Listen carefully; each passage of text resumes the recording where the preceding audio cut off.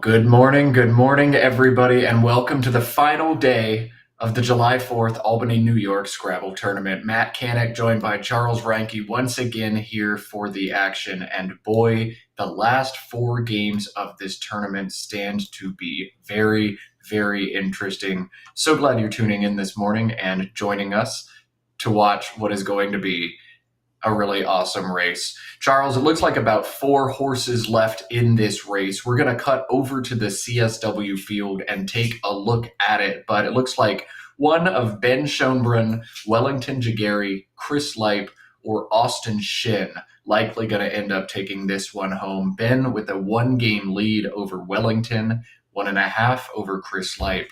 If you have to pick a horse in this race, who would you pick and why? Oh, that's a tough question, Matt. I feel like Wellington might be the one to beat here. I think Wellington is the strongest player in the field. You can sort of see that based on his spread, whopping 500 points of spread above Ben, despite having one fewer win. I think Wellington's no stranger to high-pressure situations, probably a lot higher pressure than just this tournament. He's won Worlds before. He knows what it takes to win the big tournaments.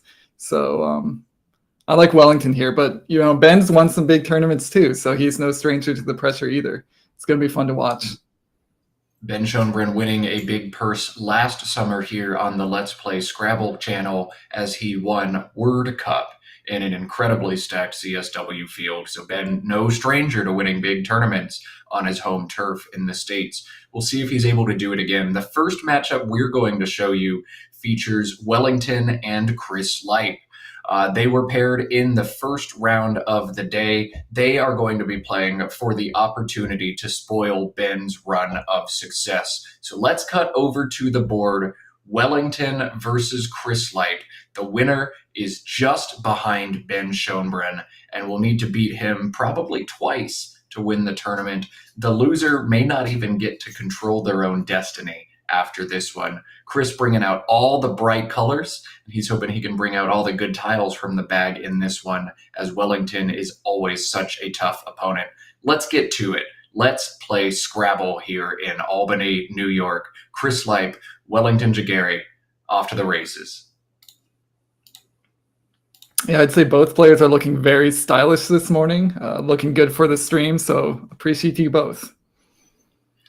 Yeah, African players always dress very well. If you haven't seen pictures of Team Nigeria's uniforms at the World Scrabble Championship last summer, find those. They're incredible. So Wellington, of course, bringing the style. And Chris, never short on colors. I actually talked to my partner last night in bed, and I said, you know what? I'm going to spend a couple $100 and get myself a Scrabble wardrobe. We've got a number of folks who have some incredible Scrabble shirts. Chris Lipe among them, Stefan Rao, another one that jumps out. I'm going to start getting some bright shirts too. Wellington to play first, HNOTUV, and that C is going to give him vouch. Otherwise looked to be a rather inflexible rack for him, but the one standout play of vouch, the Wellington has played it upside down. Do you know the rule here, Charles? I think if Chris doesn't fix it here, you don't get to fix it later on in the game. Correct me if I'm wrong, Matt, but I believe that's the rule. Yeah, that is correct. You can fix it now, but after that, there's no chance. Thankfully, for my OCD purposes, Wellington did flip that one around. We don't have to watch a game on an upside-down board. Oh, thanks to our director, Josh Greenway, for asking them to do it. Josh, you saved me 45 minutes of headache. ADELOTV, the rack for Chris on board one, and the U in vouch does give him a playable bingo. Just one here for Chris. That would be the 66-point ovulated. And if you're new to Scrabble streams or watching me in general, I do tend to call out the plays pretty quickly. Let this serve as your warning right now that it's probably going to happen. And if you want to use these as puzzles instead, hit the mute button or the pause button. One other button everybody should push this morning is that thumbs up button on this video. Let's build a lot of momentum as we get to the finals of this tournament. Let's get a lot of likes and try to drive this up YouTube's algorithm. The one bingo is ovulated for Chris, 66 points And Charles, you have to bingo here if you can, right? There's absolutely no reason to play anything but ovulated. Yeah, I think you definitely play the bingo here if you see it. It's also worth thinking about Vouch takes an A in front. We don't want Chris to get distracted by the Vouch hook here. And he didn't. He does find his bingo, so nice job. I think that a Vouch hook will play a role at some point in this game. It feels like it just opens up access to scoring that might not otherwise be on this board. So we'll keep an eye on that one. So ovulated is the play from Chris, and Wellington has picked up that A. A Vouch and Pax, easily the engine's preferred play here. You could play Tax instead. You could play Expat if you're looking to shed more tiles. But Charles, would you stray from Pax or would you just pull the trigger here? I think you just stick with Pax here. Decent leave, E, G, N, T. Gets even better if you draw an I for ING bingos, but still a very worthy leave. So I think this play is pretty straightforward, and Wellington makes it quickly. Yeah, Pax holding EGNT. Wellington would love to pull an I into that leave, but a solid leave for Wellington. And we've seen 3 for 3 top plays so far from these gentlemen. BEIINNR, the rack for Chris. He trails by 5 despite his opening turn bingo and needs to figure out how to navigate this turn. These intermediate decisions are very challenging to make. I think just from a sheer equity perspective, BIN or NIB in this spot makes some sense. BINE grabs some additional points. It's a 5-point difference there, 20 versus 25. BINER also plays if he wants to guarantee a more open board dynamic. Or perhaps a Vibier, VIBIER, that scores the best, 31 points, but holds 2 N's. Charles, are you looking to undouble the N's? Are you looking to play short or long here? Walk us through Chris's position. Yeah, the first play that you highlighted, which is just playing bin or nib to the left of ovulated, that looks pretty good. Keeps EINR. It's the very bingo-prone leave. The downside of that is if you're keeping a bingo-prone leave like EINR, you really want those floaters in ovulated to stay open so you can play 8-letter words. We're already short on places to play 7-letter words. It doesn't really matter too much if you draw a 7 if you can't play it. And so keeping a leave like EINR when there's nowhere to bingo is kind of, you're at cross purposes doing something like that. So if I'm Chris, I'm looking to see if I can maybe score a decent amount of points somewhere else while leaving things a little bit more open. Of course, that's easier said than done. I don't see anything else worth playing. If you're just trying to get rid of BIN, you can do bin and no to the O of ovulated, but you're sacrificing points to do that. I'm not sure you sacrifice that many points just for the interest of board shape. So here I might actually be looking to play long, either Vinear or Vibier from the V of Vouch. We'll see what Chris picks. These intermediate positions can be so challenging. It's easy to just draw and play bingos every turn. Scrabble players are quite good at doing that, particularly at the top level, but these intermediate turns always warrant the extra time. Nib and bin just feel so paradoxical in that they obstruct nearly every floater that you want to bingo next turn, while keeping the EINR combination that allows you to bingo a lot next turn. You're doing opposite things to the board and to your rack, grooming your rack to a bingo and the board to no bingo. So you have to think long and hard about these positions. It's certainly possible that you draw bingos that play, or that perhaps Wellington makes an opening, but we've seen Wellington preferring to take things to a tight board whenever he gets the opportunity, and plays so well on a closed board as well. Feels tough. Feels like you're going to back yourself into tough positions if you close the board with a nib or bin play here, and then draw a bunch of 1-pointers on a tight board. And yet, from a sheer equity perspective, those are great plays. Chris has a lot to think about here. This play will shape the tone of the game for him. Yeah, these early turns can have long-term ramifications, and you don't want to screw up the board for yourself early. And here we see Chris taking Vinear. I think this is a good idea. He's not going all out for a bingo quite yet. I mean, he's scoring good. He's taking a lead in the game. There's no indication that Wellington's about to bingo, although we know he is. that I think a very good play from Chris. Nicely done. And Wellington, 2 playable bingos here. Melting plays for 69, making HM. And this play here, long time, just 63 points. So Wellington is foregoing 6 points right now to play long time. Maybe he's baiting a hook. Long time does not take any back hooks. Maybe he's just afraid of all the floaters that Melting reveals and this scoring spot it gives up. But Wellington very quickly pulling the trigger on a 6-point sacrifice of long time there. A neat decision, and one surely Wellington thought about before he played. What do you think about that, Charles? I think Wellington's mostly avoiding setting up meltings, which is Collins only. Melting does take an S in Collins. And so he would rather not do that. He'd rather play this one, which does not take anything at the end. Although I personally would be a little bit tempted by something like long timer. I would try to figure out if long time took an R. We know it doesn't, but if that word appeared on the board, I might be thinking about something like that. So we assume Wellington knows the hooks. Chris, not the absolutely supreme word knowledge player that Wellington is, might not know the hooks or might be confused or unsure of the hooks. So Wellington, I think, making the right choice on his bingo here. And it pays dividends for him immediately. So Melting takes, just does so much. It gives 5 floaters, gives the I spot, and sets up the back hook. So you're just asking for Chris to score a lot. Chris does have a bingo right now. It plays through the I in long time. The bingo is blue fins. And had Wellington chosen Melting in the other spot, blue fins would have played here, doubling up on that F. That would have been 80-something points. So a big swing. Wellington opting for defense, and he's going to save about 16 points on the bingo, assuming Chris finds it here. Yeah, and I think Chris probably does find this bingo. We'll take a little bit of time to make sure he's not got anything else. Although we've noticed this before on stream, the longer it takes somebody to play their bingo, the more likely it is that they actually don't see it. So we hope Chris finds it.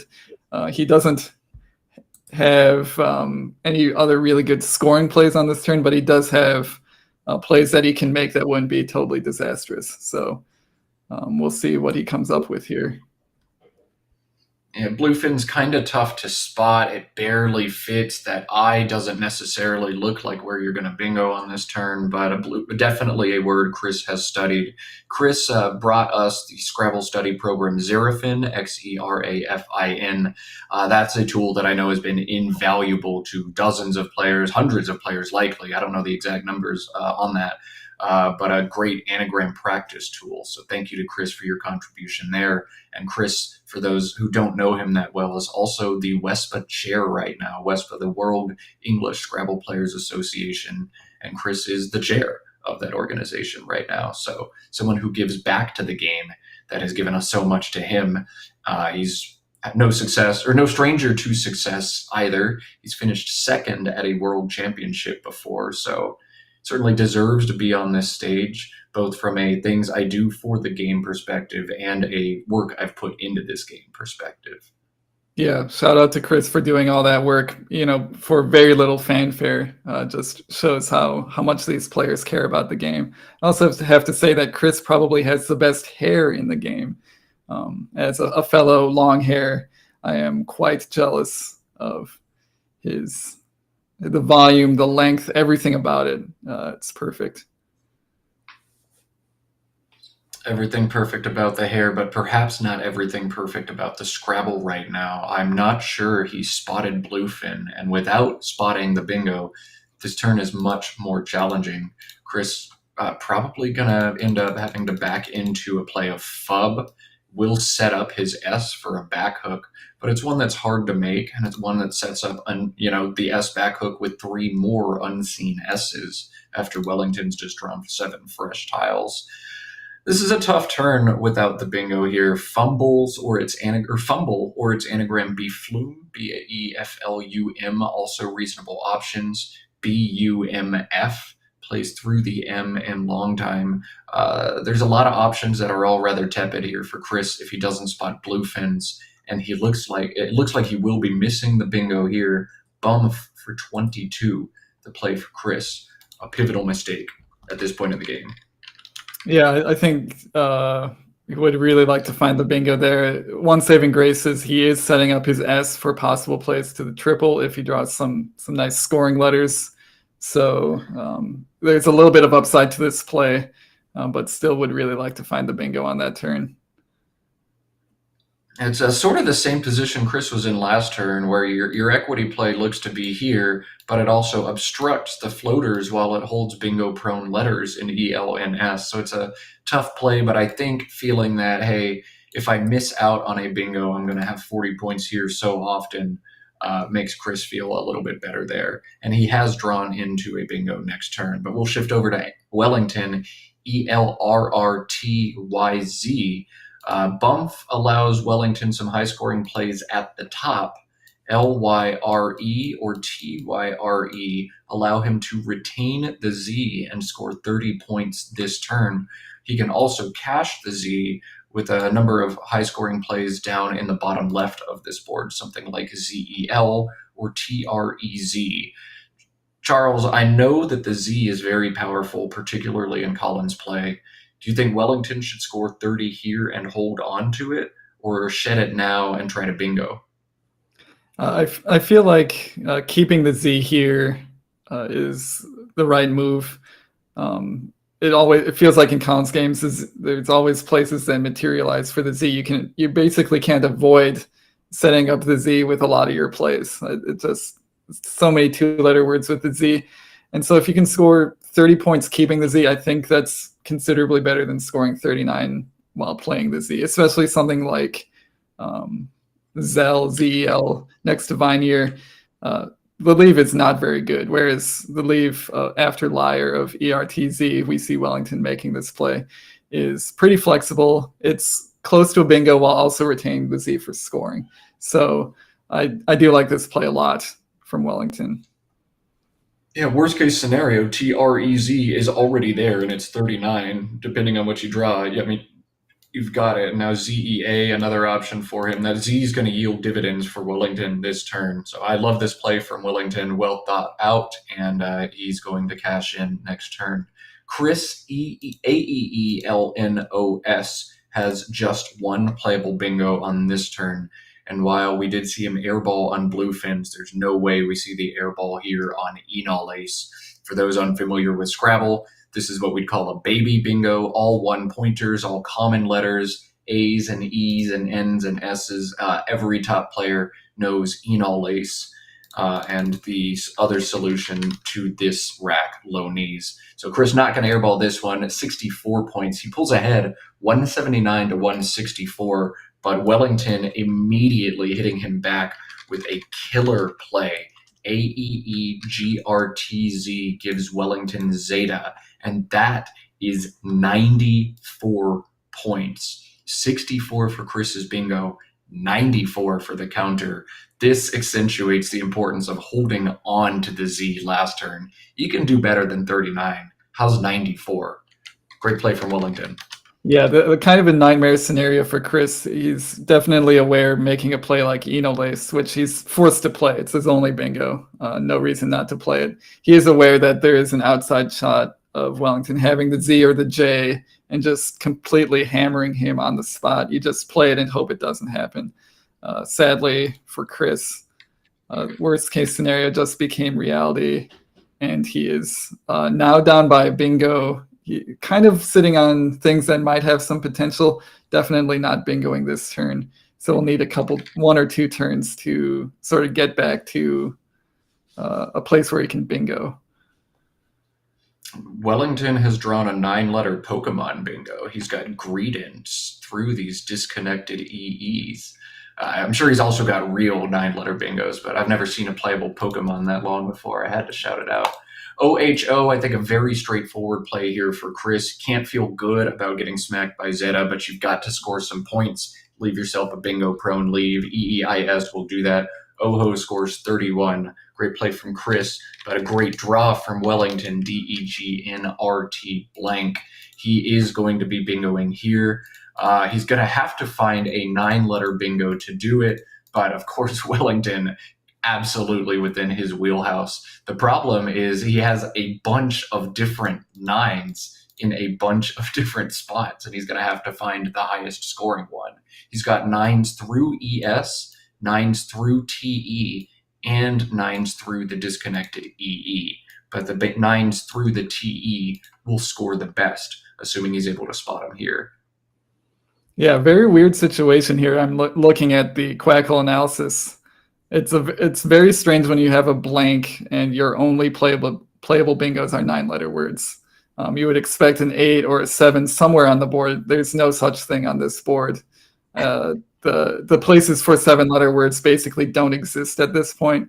Places for 8-letter words are few and far between. So Wellington's probably skipping right to searching for 9-letter words at this point. Yeah, so I'll spoil this one now that I've put the puzzle out there. His highest scoring option through the TE is detergent. That's 82 points. The more human 9-letter word that I think more folks could find is deserting, DESSERTING. And then he's got the same word. He's found detergent, but he hasn't noticed the best place, or I think actually this is on purpose from Wellington. Detergent here is going to set up an extremely volatile line, and Wellington already leads by 40 points. He's going up by 100 over this one, and it's very difficult for any additional bingos to come down on the board after this. You think this is a miss or an intentional attempt to construct the board to Wellington's favor? Yeah, I was going to say that it was probably intentional, but now we see him switching to deserting, which doesn't give back the S hook that detergent did. Does open up a triple, but I guess he's thinking Chris has just one chance to hit bingos in that spot before I block it. So it's basically like do or die for Chris in this situation, where if he doesn't have a good play there this turn, it's immediately going to get blocked, and Wellington will still be, in commanding position in this game. So not sure if I like this better than just playing detergent through the ease of Vineyard and ovulated, though. I feel like that was a really good play to lock down this board. We'll see what Wellington finally decides on here. He is counting it up. I don't think I've ever seen a position like this where you have a number of available bingos, but all of them are 9s, and also 9s play in 3 different lanes. Like, wow, what a weird position. Scrabble, the game that just never ceases to show you things you've never seen before.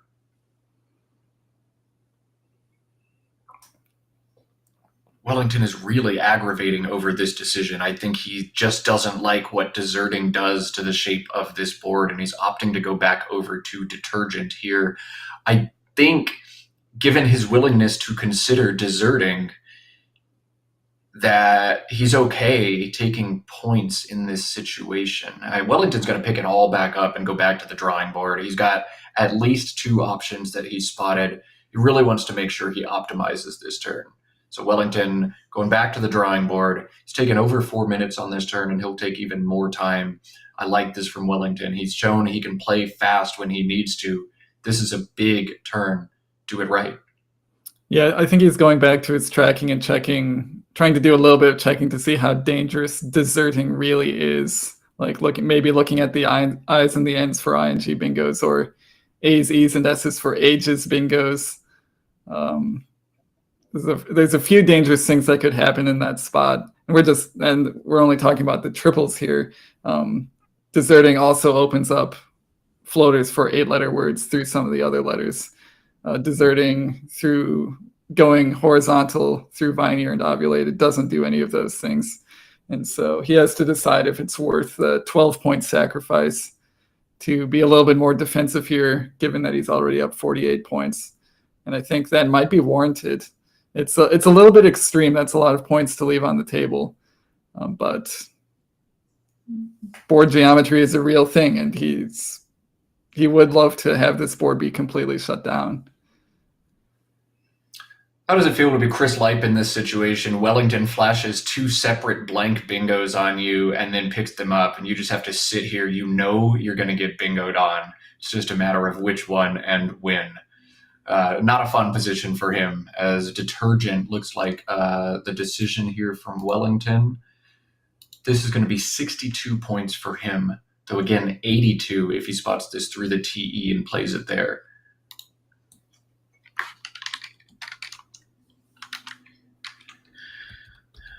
All right, Wellington pulls ahead 320 to 210. Chris to respond ACEEGIS. This is not the lead or the rack you want if you're trying to claw back into this game. That dreaded CG combination and just very few points available to you in general. Chris is going to have to try to catch back up in this game. He's got the S and the ability to play something like Sage. That on its face looks all right. It opens the board up. But in real life, against a player like Wellington, it's just going to get blocked, and you're not really creating the open board you need.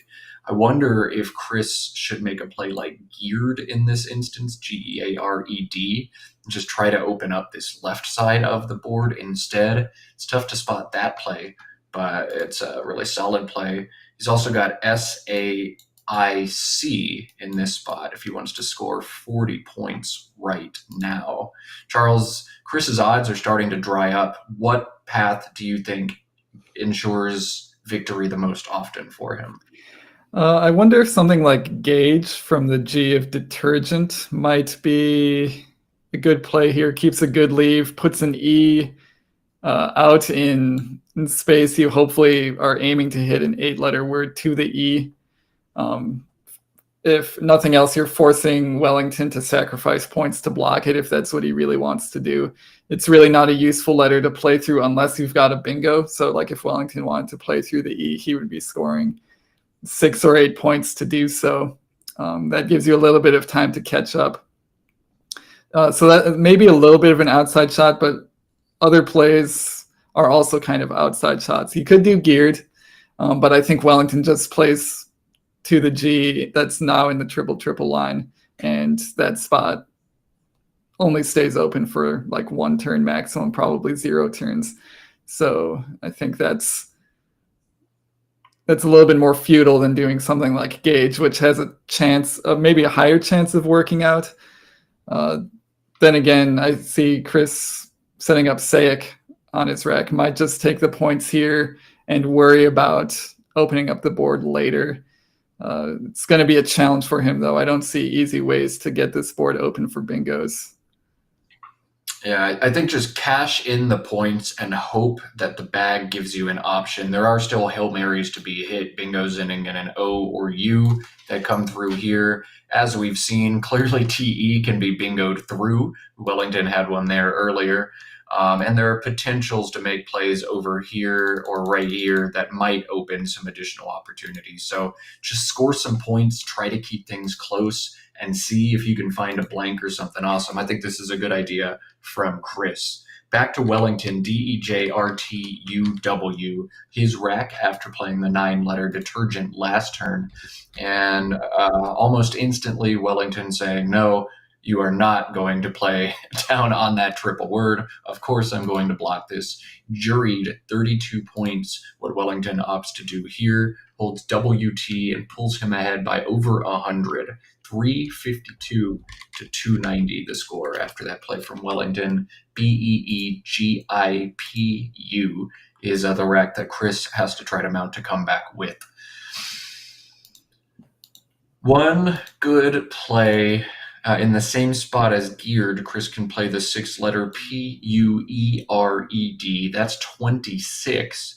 Does open up this side of the board once again, but BIG, rather, the leave there, that almost never bingos next turn. Chris is drawn poorly and faces a really tough decision once again to try to stay alive in this game. Is there anything that hops out to you, Charles? Yeah, Puerd, however you pronounce that word, again, doesn't feel like it ever works out. If Wellington's serious about playing defense, he'll just play through that triple this turn. Although we see he has, I think, a bingo to the A. now that he's drawn the blank. So he might not end up, playing defense on this turn simply because he's drawn a bingo. And again, going back to Chris's play, keeping BIG just really doesn't have any upside. Then again, it's hard to find a play here that does have upside. The B and the G and the G and the P don't. And also, I would say the B and the P, none of those consonants have synergy with each other. So you would really want to just play all of them, at the very least 2 of them. I don't see a good way to do that while opening this board. You would at some point like to get a play to the G of long time, but that mostly requires getting an I and an N for ing words. That would be, I think the most straightforward way of opening this board, but it's really contingent on you drawing the right letters. He could consider a play like beige here. Beige is almost a board forker in that it creates this line and this line as well. So it'd be challenging to block both of those, and it'd be a huge sacrifice to block both of those. But Chris is spotted up by here, which is a cute way to try to open this board up as well. Just 12 points, but I think he feels keeping a U on his rack, ing, will now fit in the line he's created. So shape the board to the letters you keep. Chris doing a great job of that.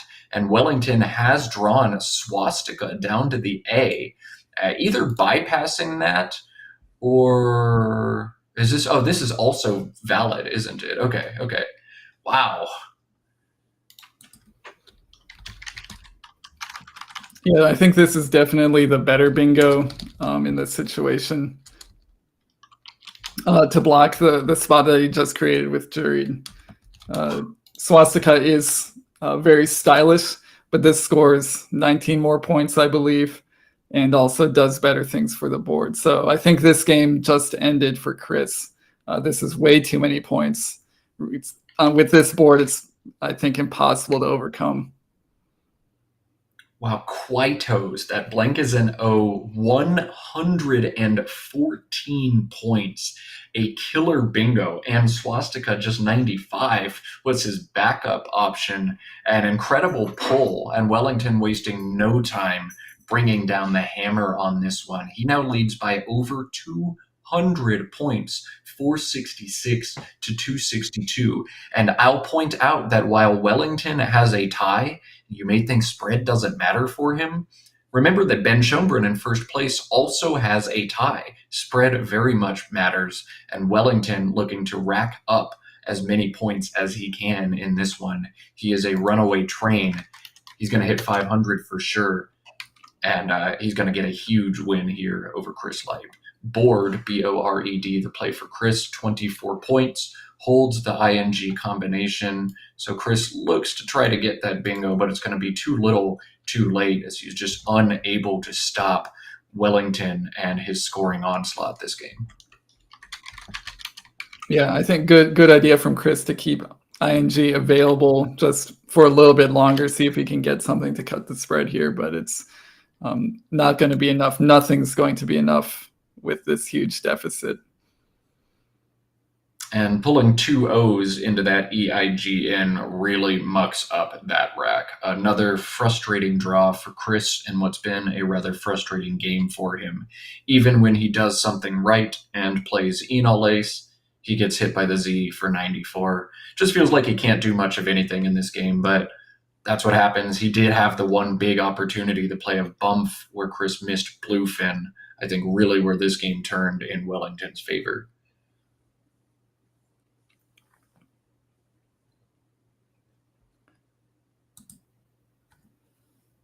I see a good suggestion in chat that if Wellington wants to stay with the CSW theme, he can just put the Y on board for Y board. That is not a word, but it does match the pattern of a lot of verbs in columns which randomly take a Y in front. That's always a fun list to review. If I notice this, I might be a little bit tempted because I don't remember that list. I've never actually studied that list. But I think Wellington's going to come up with a bit more conventional play than phonying with Y board. Oh my God. Enoch Wally pointing out in chat that if Beige was indeed played by Chris last turn, as I had pointed out, Wellington's play of Quaitos for 114 would have been easily bypassed by the triple triple Hawk bits, HAWK for I think 230 points. So that would have been peak content if we saw that sequence. Chris dodging a bullet on that one for sure. That would have been incredible. Wow.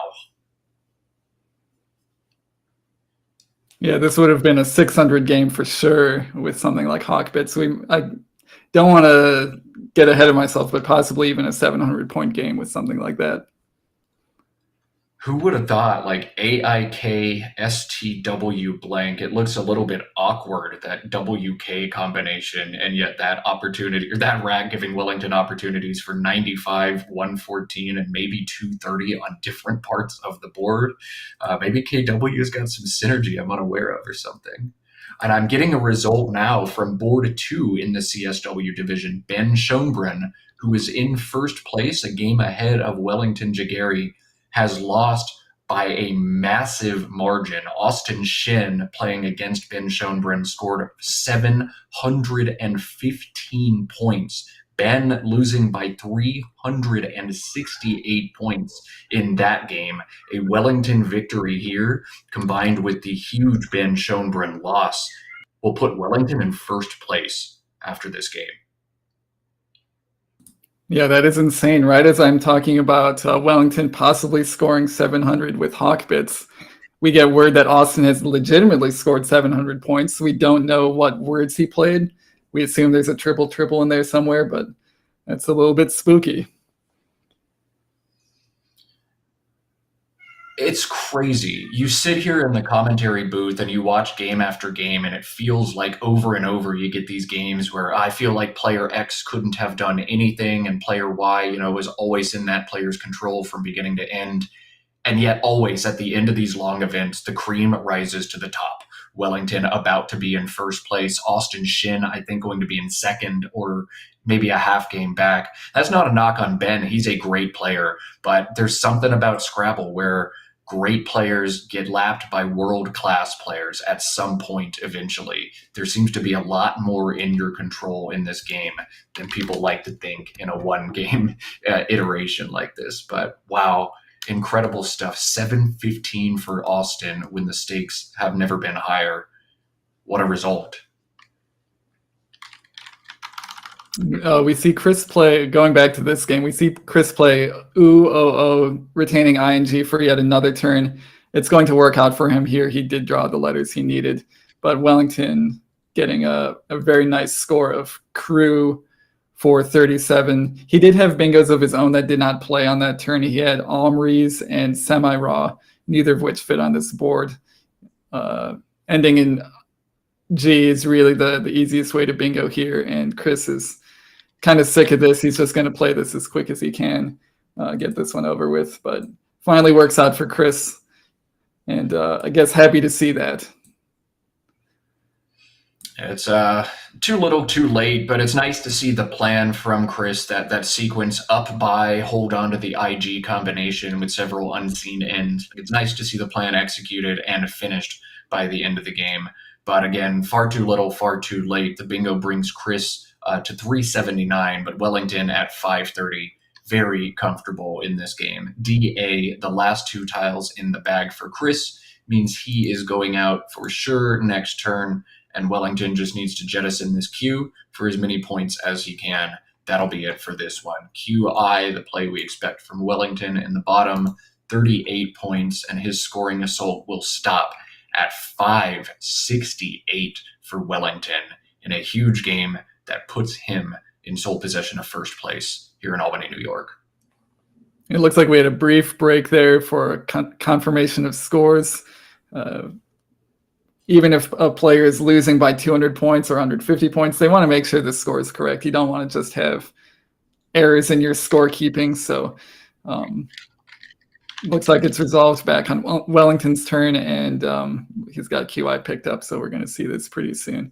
So overall, I think Wellington might have played pretty close to a perfect game here. I don't think we had any issues with any of his plays, Matt, if I'm remembering correctly. The one potentially is the 9-letter rack where he played detergents here, bypassing deserting, which was probably right, but probably not noticing that detergent also playing dare for 82. I think that's the one. I do want to ask him about this decision as well. His placement of long time instead of melting.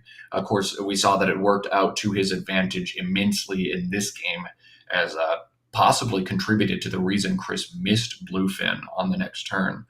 But we'll ask him about long time versus melting. We'll ask him about the turn with the nines. We will get an interview with Wellington after the game. So, chat, this is my plea to you now.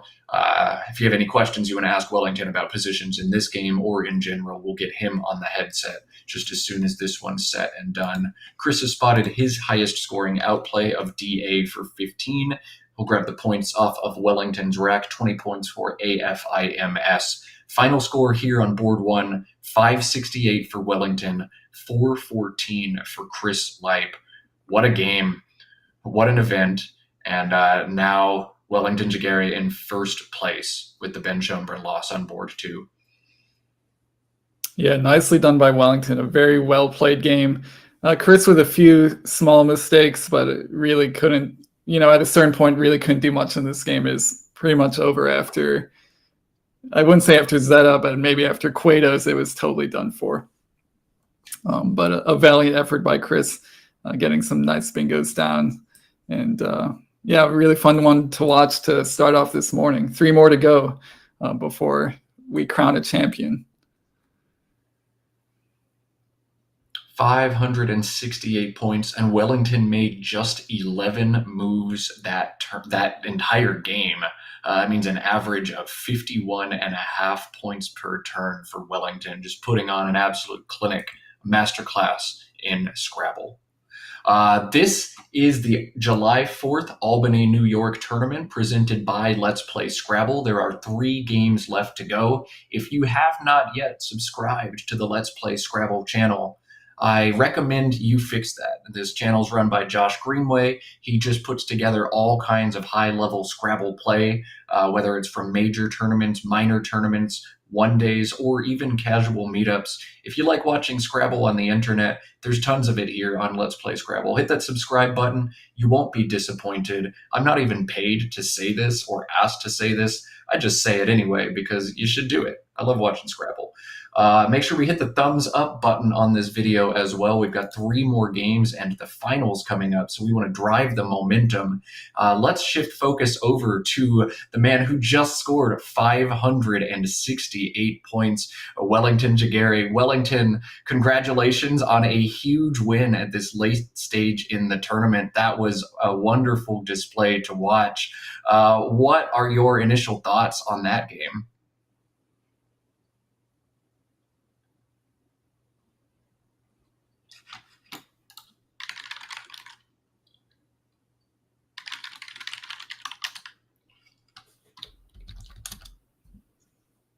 Okay, so I think we're having some headset difficulties. I'm going to have Josh work with that, but we can't hear anything that Wellington is saying right now. We're going to work on this and get Wellington's thoughts for sure. Probably just something that popped out of a socket. I'll wait for word from our production team in just a minute. Okay, go ahead. Can you hear me now? Yes, we can. All right. Technical difficulties resolved. All right, Wellington, once again, give us your initial takeaway from that game. How do you feel about that one? Well, it was a very enjoyable game, especially since I had I had a good start, and even it was a very, very lovely one, and I'm happy with how it went. Yes, several big important decisions there. You had a good start, you had a good beginning, and you had a good end to this game. Just great plays all across. We wanted to ask for your thoughts on the third move of the game that you made out of the rack, EGILMNT. You had 2 available bingos, Melting and HM for 69, and you opted to play some defense and control the board long time for 63. Tell us a little bit about that decision there. Basically, the alternative, which was melting posed too much scoring opportunities for my opponent, and as long as I had the choice of something safer and to still keep the lead, it was a no-brainer actually. The only way I would have played melting was if there was no other safe option like a long time, or if I was trailing, which in that case I would more or less be throwing caution to the wind. Yeah, throwing caution to the wind for sure. I think that's a decision that is so instructional for our younger players, our newer players to the game. It's very hard to figure out the correct bingo, but grabbing the points not always correct, as Wellington exhibits here. You ended up dodging a big play from Chris because of that decision, and then getting to cash in your Z 2 turns later. So it paid huge dividends. I'm going to turn over to Charles, our co-commentator, who has a question for you about another bingo position for you. Okay. Yeah, so great job, Wellington, on that game. We really liked the detergent turn. There were multiple 9-letter options there. There actually weren't any 7s or 8s available. If you wanted to bingo that turn, you had to play a 9. You ended up going for the lowest scoring 9 that was available. What were your thoughts on that turn? I think the only two I actually spotted were deserting and the detergent. And considering that I was ahead by a couple of points before that turn, and the board position that was going to that was going to evolve as a result of either choices, it was a pretty difficult situation, decision, especially considering the disparity in scores. I was more or less trading in 12-point difference, but I think it was worth it, especially because after that turn, if I had played detergent, I would be, which I did. It would take me to 110 leads with a relatively closed board, which it made the decision easier for me to go that way.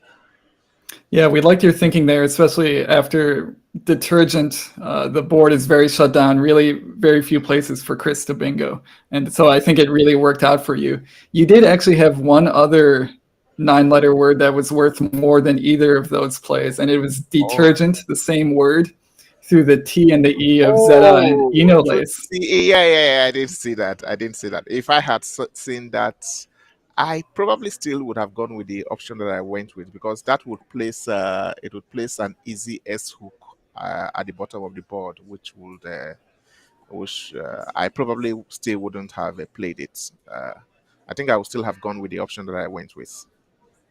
Yeah, I think we agreed that if you can avoid giving up that S hook, you probably do it. You're sacrificing 20 points, but the board is a lot better for you after it. A lot So better, yeah. It doesn't give enough opportunities for the opponents to come back into the game.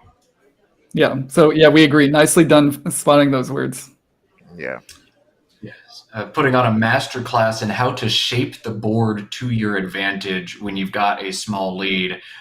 Lessons to be learned every time we get champions like Wellington on stream. And we are so fortunate and thankful that you're willing to take the time, put on the headset, and walk through a few of these positions after the game. This is such an incredible resource for young players. So thanks for taking the time, Wellington. And I don't know if you've heard the result from board 2, but Austin Shin defeated Ben Schoenbrunn by over 300 points, and you are in first place in this tournament now with 3 Oh, games to wow. go. So a major win on board 1 for you, a major outcome on board 2 for Ben as well. This tournament is wide open, and I'm certain we will see more of you on stream. But you've got 3 important games of Scrabble to play. We're going to let you step away, take care of what you need to take care of, because we know we'll see you again soon. Wellington, congratulations on the result. Thanks for taking the time with us, and we'll see more of you very soon. Thank you. Thank you very much. Yeah. God bless. Thanks, Wellington. All right, we are going to pivot over and just show the CSW standings briefly. 3 rounds of Scrabble yet to go here from Albany, New York. But let's take a peek at the shake up. Again, the big knockoff victory. Austin Shin defeating Ben Schoenbrunn by a means. Wellington Jageri is now in first place, 17.5 wins. Ben Schoenbrunn also 17.5 wins. Austin and Chris are a game and a half back with 3 games to go. This looks like it's going to be fun for the director to pair, trying to decide if 1, 2 play each other or if 3 and 4 still have a shot.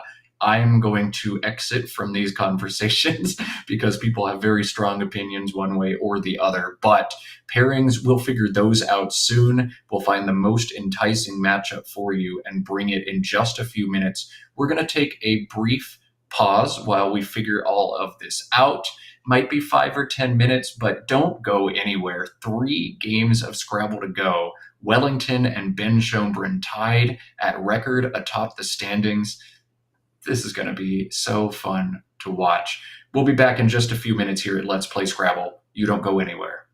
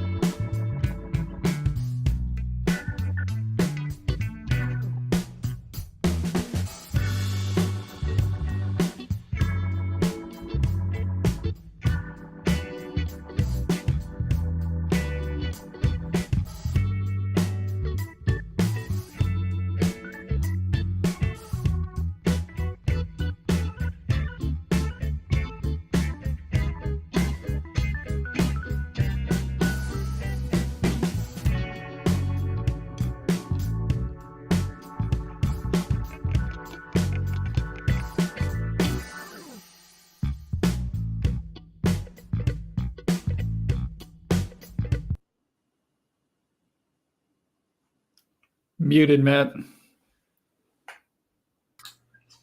That's 5 times this tournament. All right, chat, I'll let you propose my punishment for this one. Welcome back, everybody. 3 games remain from the Albany July 4th tournament, and Wellington Jagere of Nigeria has just taken command of first place after Ben Schoenbrunn of New York had it for almost the entire tournament. We're going to show you the last 3 games, but first we want to show you what just happened on board 2. We weren't able to cover this game as we had that classic between Wellington and Chris Lipe, but Austin Shin scoring 715 points on Ben Schoenbrunn. There's the board. This is where it happens. A number of nice bingos early on, viewing and then fret saws. But the big play was the triple spectate in the top right corner. That was 167 for Austin. So 715 points is what knocked Ben out of first place. The scoring never stops for Austin Shin. But he's got to play against Wellington, who is a defensive master. So let's cut over to the board and see if Wellington is able to make the scoring stop. Austin is it's going to be hard to slow down after a 715-point game, but Wellington, the one to do it. He just showed us how to play defense, how to control a board. This is going to be such a good game between 2 world-class players. Austin must win this game to stay alive and keep his chances of first place open. Wellington wants to win this game badly and try to build a lead on Ben Schoenbrunn so he can go just 1-1 over his last 2 and win the tournament. Huge ramifications at stake. First prize is $1,000. Let's let these gentlemen get to it. Let's play Scrabble.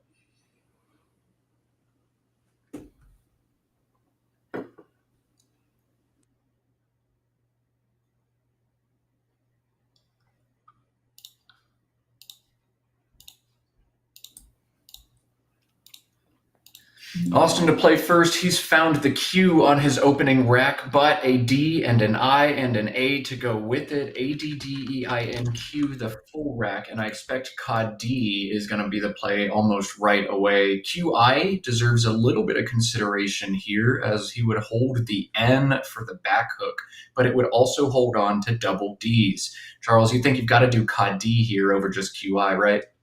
Yeah, I think you take the points here. You don't get fancy with setups. You want to unduplicate the Ds. So I think Austin makes the right play very quickly here, which is what we wanted to see.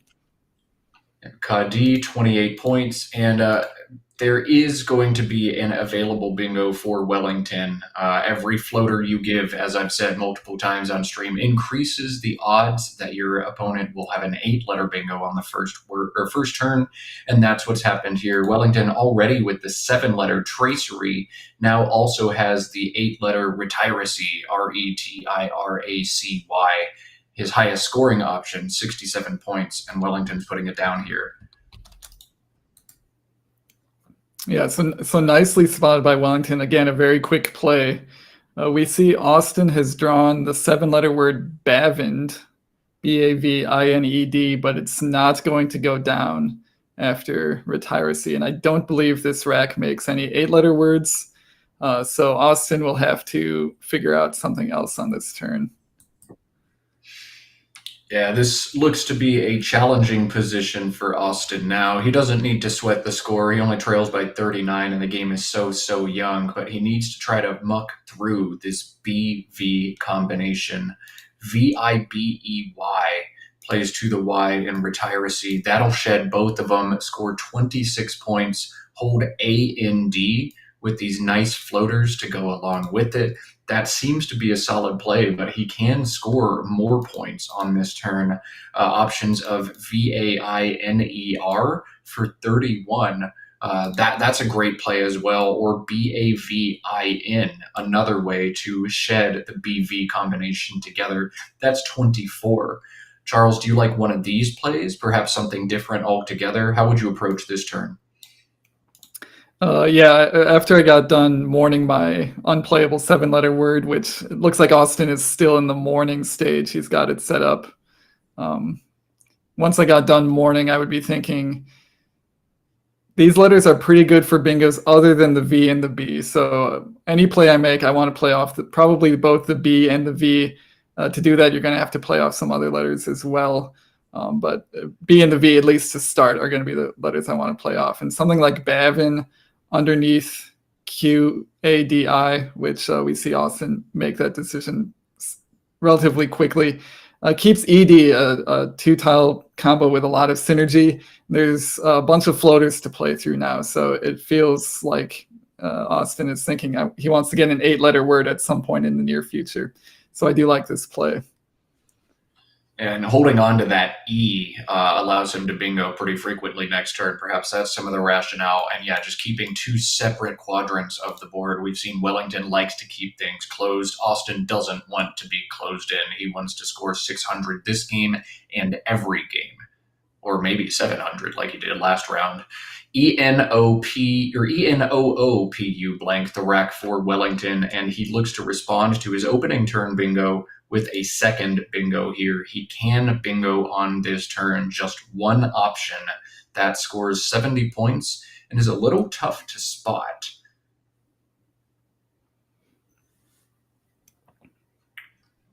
Yeah, and it's a word. If you spot it, you might not be sure that it's actually a word, or you're just making it up. Wellington is more likely than most to know these words, know whether they're good or not. For the rest of us, we might be thinking, is this the word, or have I just completely fabricated it because it sounds like a word and I want to bingo this turn? It's so easy to get in your own head on something and create words that may or may not actually be there. The play for Wellington, blank H, unhooped, UNHOOPED. That one's hard to definitively pull the trigger on. That's one where if you're studying by alphagram, you see the combination DEHNOOPU, like there's really only one thing that could be. You type it in quickly and move on to the next one, but then having to reconcile over the board that is valid is another decision here. There are other phonies that look like they might be good that play as well. Couponed, something that jumps out to me, or uncooped, or something similar like that. So first, Wellington has to notice the opportunity to bingo down to this D. Second, Wellington has to find the only valid bingo that actually plays. And third, he has to determine that that valid bingo is indeed valid. A lot of hurdles for Wellington to overcome, a high degree of difficulty on this position. But he's a world champion. If anybody can do it, he can. Yeah, and I think one thing working in his favor for something like unhooped is unhoop by itself is a word. I suppose it means to remove the hoop from. So if he remembers unhoops, he would probably be more likely to think that unhooped is a word. But what he's spending time here is probably looking for plays through the R or the C of retiracy, trying to hit those double word scores.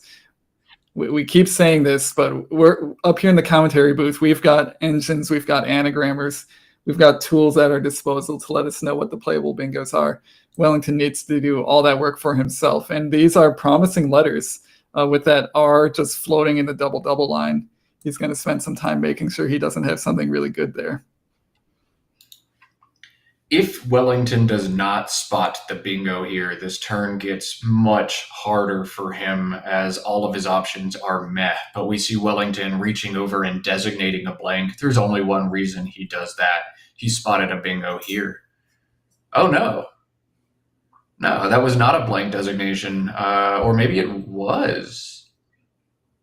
I think Wellington's going to play coupon here. Yeah, okay. So Wellington playing an invalid word, COUPONED, and this is 5-point challenge in CSW land.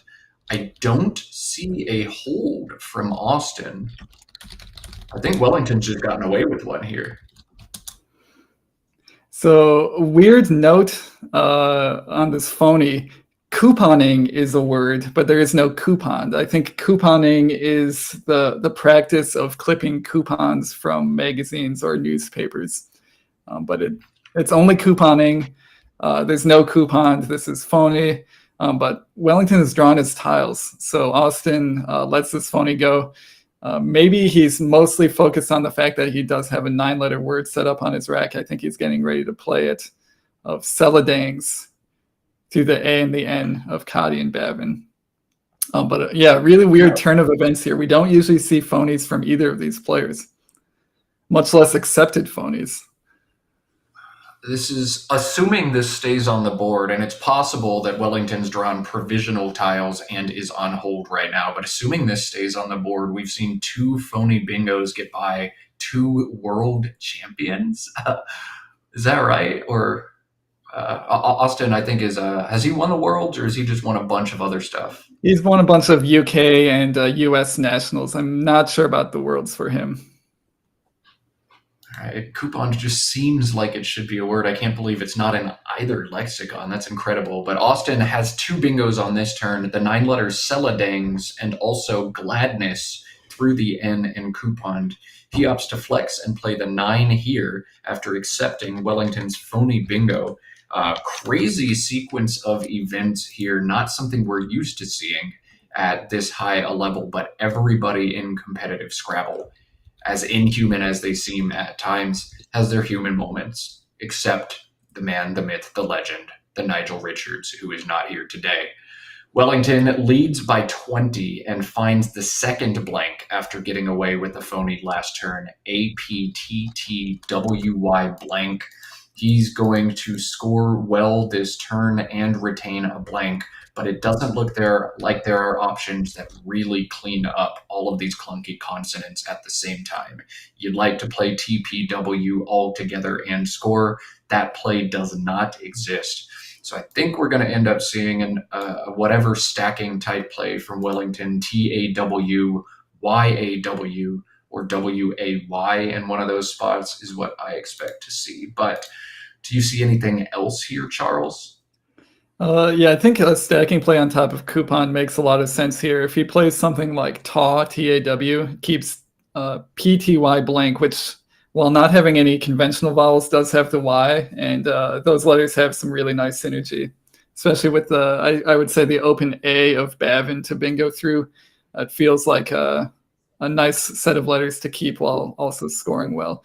Could also do something like Petty through the E of coupon, but you don't want to keep the W on this turn. The W is the least bingo prone tile currently on this rack, so I would be looking to shed it if at all possible. The other downside of Petty is it somewhat obstructs the D of coupons, but ED bingos still play there very easily, making PE. So it blocks some, but not all of Austin's responses to the triple line. But we see Wellington putting down Petty here and thinking about it, and yeah, it looks like that is his play.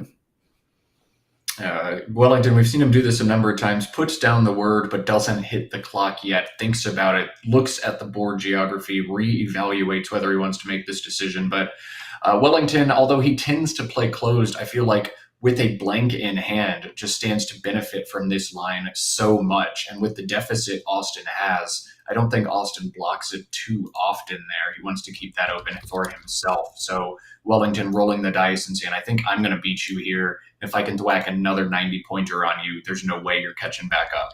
I like this decision from Wellington. He tends to play tight, but when he's got the stuff, he's going to open up the opportunity and pounce on it himself. Cool, high-level thinking from Wellington. And Austin trails 119 to 171, has ADDGINU, and needs to find a way out of this rack. There are different philosophical approaches to how he can handle this turn. He can fish, just getting rid of DU in some way, holds the powerful ADING leave with many different floaters available to him. But I feel like ADING doesn't synergize well with, I think, this line here and some of the other stuff. Budding, BUDDING, scores 28. So I think Austin should avoid falling into the trap of fishing here and needs to score points and open the bottom side of this board. Austin feels the same. He's going to cash in 28 points right now. Charles, do you think fishing deserves some extra thought there, or do you like what Austin's done here? I think on this board, fishing for like an ing word, probably not what you want to do. Even if you draw it, it might not play on the board. There's not a lot of spots for sevens to get laid down. And so you don't want to get caught up in keeping ing just because it has synergy. That's kind of a trap that some players might fall into. If you can just take the points here and dig deep into the bag for some of the good stuff, I think that's preferred here. So I like this play from Austin. Yeah, I like all of these plays from everybody so far, save the one huge moment of the phony coupon that Austin did not challenge. Wellington has an awesome rack. Gotta make my easy low-hanging dad jokes when I can. AEEMOW blank. And once again, Wellington has a bingo on his rack. Just one playable bingo for him here. I'm not 100% sold that bingoing is even the best move, but the one bingo for Wellington plays from the S. C women, 84 points. Tough to spot that, but Wellington certainly can.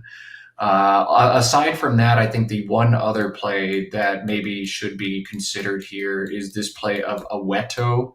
It's 36 points, holds EM blank, and grasps control of the board. But this bingo up top is 48 extra points.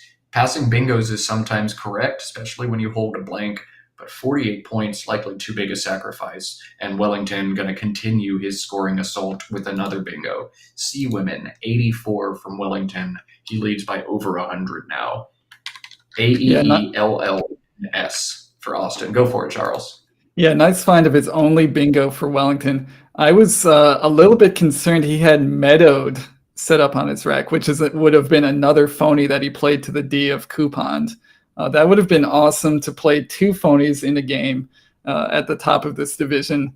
But sadly, or fortunately, I don't know which one, Wellington sets up meadowed on his rack, doesn't play it, and instead plays the nice find of C women. So I think that's better here. You don't want to just keep pressing your luck by playing phonies. AEELLNS, the rack for Austin. After getting bingoed on, he is feeling his chances evaporate quickly in this one. These racks are so hard to play through when it's all one-pointers and you cannot bingo and you can't really even score. And Austin's also got to feel a bit exasperated that this board might dry up if he doesn't start opening things up. This line has to be Wellington's priority to try to obstruct. And there are other floaters, but I think Austin needs to continue trying to open this board. With only 3 unseen A's, it's possible Austin could make a setup, playing his L here, and then setting up his front A. But that feels very aggressive and very desperate. Is it desperation mode for Austin, or do you think he might be able to catch up without taking Hail Mary chances like that? I think down by 110 might not quite be the time to get extremely desperate, especially if you're only scoring like 6 or 10 points making those setup plays. That's a situation where even if the setup works, you've sacrificed so many points to make the setup that you're still in bad shape after you succeed in your plan. And so I think, at least for this turn, probably should stay a little bit more conventional, try to play off ELL or something ELN somewhere. We see him going for Vel, which doesn't really block any existing bingo lines other than maybe the A in Bavin a little bit, while keeping basically the best leave that he can, leaving the G open, leaving the D of coupon open. He's got floaters to work with. I think this is a good idea. And I think it just worked out for him. Yeah, I think he just pulled Gasogene at the bottom. This works out great for him. Wellington with a really awkward post-bingo pull, 3 R's on his rack. As much as he would like to block this column here and bingo's down to the D and coupon, he's unable to do so. He needs to grab these points and play fervor. There's just no other good options for him. And Austin, after the play of Vel, is going to be rewarded with his 83-point bingo. Gasogene, the only option that plays for him here. He's already spotted it. He'll take just a moment to make sure there's not anything awesome. But Austin, scoring 83 points, will pull within striking distance of Wellington this turn. Yeah, this is a fun word of Gasogene. You can also spell it with a Z instead of the S. That would score a ton of points here. Of course, Austin was keeping the S. We knew he wasn't going to draw Gasogene with a Z. it's fun to think about. That's the kind of play that would get him right back in this game. Still only down by 35 after that play, so he's right back in it. Didn't need to do anything desperate. Just played it straight, played it right, and it's back in this thing. Yeah, just one Scrabble, you're almost always just one incredible pull away from catching back up as long as you can keep high scoring lines open. And there are still a number of places to score a lot of points on this board. Scoring a lot of points is not something Wellington's going to be able to do for the second straight turn. Although he tried to claw his way out of a clunky rack, he's found another awkward combination of tiles, CIROTTU, the rack for Wellington. And I think just two decent plays for him here. Toric or Tutor in the same spot help him work out of this rack. Toric, I think, the better of the two options. Tutor would set up a major S hook, and Wellington, still in the driver's seat in this game, wants to close the board. This is great. TO has no front hooks, and Toric, I don't believe, takes any back hooks. I think it does. Oh, it does. S. Eek. But he's got to do it.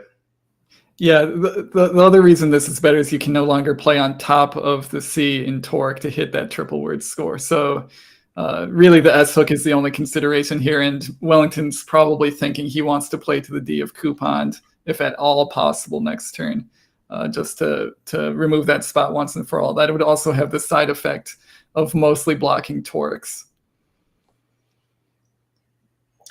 So the S is going to be a huge tile. Wellington, I think, was backed in. He had to do what he did there, but that S is going to be major in this game. Austin does not have it. Wellington does not have it. It is still in the bag, and who finds that S is going to have a big advantage, I think, unless Wellington's able to obstruct this spot right now. You know he's got to be gunning for it next turn, and I think Austin needs to create some kind of opening this turn because of that.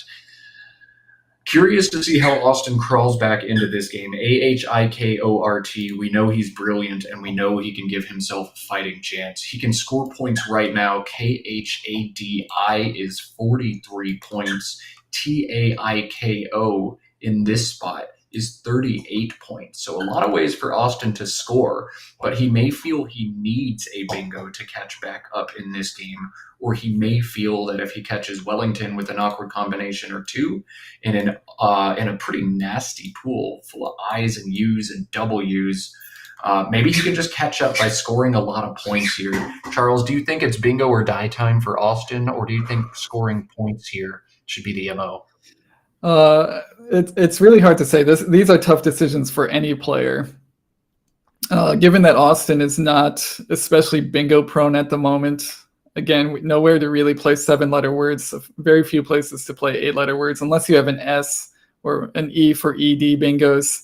I think it's probably a better idea at this point to just take the points with something like Kadi. Sort of, you're doing Wellington's job for him. You're blocking your own bingo lines, but you score really well. At that point, you would probably be trying to draw the Z, so you could get a big Z play next to Celadang's or somewhere else on the board. Maybe under Toric making res. There's a few options for continued scoring on this board, but they're contingent on drawing the right stuff. Then again, bingoing is also contingent on drawing the right stuff, and Austin doesn't have it here. So very tempting to just take points in one of a few different spots and try to just outgun Wellington at this point without a bingo. I mean, we know Austin's mantra is scoring never stops. I wouldn't be surprised if he tries to keep the scoring going on this turn. One of the really nice things about Tycho that Austin has set up on his rack is while it does obstruct Toric's, it sets up a different line to make huge S plays and makes Wellington have a very difficult decision next turn. It would set up the Stott front hook and unlock this top line. So playing Tycho and hoping to draw that case S, I think, is going to be a great path to victory here. Tycho would probably force a little block here from Wellington and give Austin a shot at major plays here. This is excellent stuff from Austin. I think this is the best way for him to keep his odds alive. And again, that S is going to be so important. Austin with 5 chances now to go into the bag and find it. Yeah, and this actually even could be considered an S setup by Wellington. Wellington might be thinking that Austin is retaining the S since Wellington doesn't have it himself. And so he might go a little bit crazy, trying to play as if Austin has an S that he's getting ready to use. So yeah, good play from Austin. Does a lot of things right. Fascinating play there, and this puts Wellington in a bind. He would love to play some defense and take that spot out. I don't think he can make the inference that Austin kept the S. I think Tycho is an insta play if Austin sees it and keeps the S, but he can block with Woman. Just 20 points for the block, though, and that puts him at risk of just getting straight up outrun. A high scoring S play here could give Austin the lead. So Wellington has to decide, do I play defense and risk getting outrun, or do I score points? My dogs are getting riled up over this one as Austin pulls closer. This is intense. It looks like Wellington is setting up Wanton on his rack. I wonder if he's thinking about playing that down below on top of Gasogene and just going for the S, going for the Z or something like that. Maybe I'm missing a better spot for it, but we'll see if Wellington decides to play defense here. It's a little bit of a pivotal turn here. What he decides to do kind of shapes how the rest of the game develops, where the S hooks are. I think Wellington may also understand the importance of the S tile to winning this game and maybe just wants to play as many tiles as he can. So that could be some of the thinking here behind Wonton as well. Just play 6 tiles and see what happens. But Wellington can't feel great about keeping the U here. If you look at the distribution of unseen tiles, there are 10 vowels and 11 consonants. Scrabble, there are 58 consonants and 42 vowels. Well, I don't remember exactly where the blanks changed that, but when you see about a 1-to-1 ratio, that is skewed in favor of the vowels. Keeping a vowel and drawing into a bunch more could be trouble for Wellington, but I think, again, seeing the emphasis on the S tile, Wellington wants to go grab it. If he gets it, he wins this game. That's the decision from Wellington. Yeah, I think I don't know if I fully agree with this. This seems kind of single-minded in pursuit of the S. Something more conventional like Woman, or maybe E Now from the E of Fervor, does a lot to stem the damage of like big S plays from Austin. So not quite sure. I think we understand his reasoning, but it might not be correct. And Wellington 6 shots at the S and misses on every one of them as Austin quickly lays down the high-scoring Bruxt to the D in the phony coupon. This is a 2-point game, and Austin is about to go in. If he finds the S, it's advantage Austin in a game he's been trailing almost the entire time.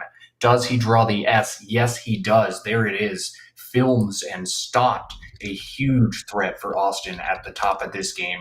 And out of nowhere, I think Austin may have the advantage in a game he's been trailing. This has been really interesting to watch unfold. Filmish and Homa plays at the top. Austin's drawn a 100-point bingo. Are you kidding me? That is insane. Like I saw him almost have Flemish. I'm like, oh, he's gonna draw the E for Flemish and bingo at the top of the board. Then he turns over the I for Filmish, which also plays in the same spot. That is totally crazy. That's, I don't think, gonna get blocked. I think Wellington plays Haj here next to Celadings, and Austin will have climbed all the way back into this game, not by panicking and going for a bingo, but just by making the right plays, setting himself up for success, and then drawing what he needs for that success. So this is a crazy turnaround for Austin. Unbelievable. This just shows the planning from Austin. Tycho, such an incredible decision. You know you're going to have to get very lucky to win, but set up that opportunity to get lucky and then go in and draw the blank. But Filmish for 108, you could not have drawn it up any better than that. And Wellington has almost no way to block. Looking at this pool too, I don't think he anticipates a bingo. Maybe he sees fizzes or something as options, but Filmish for 108, not the threat he's expecting here. An unbelievable turn of events. I don't see any way Wellington can obstruct this either without, scoring so little that he blows this game. Whoa. Yeah, I mean, he could try to do something like aha to the A of C women and keep the J for scoring purposes. But there's so many situations where Austin outruns him because aha only scores 18 points. So he's taking the points and just hoping that nothing bad happens to him at the top. He hasn't hit his clock yet. He's considering this. Probably trying to figure out how likely it is that he gets outrun with stat plays. And we see that in this case, he is going to get outrun pretty severely by a huge bingo of Filmish, which Austin does have set up on his rack.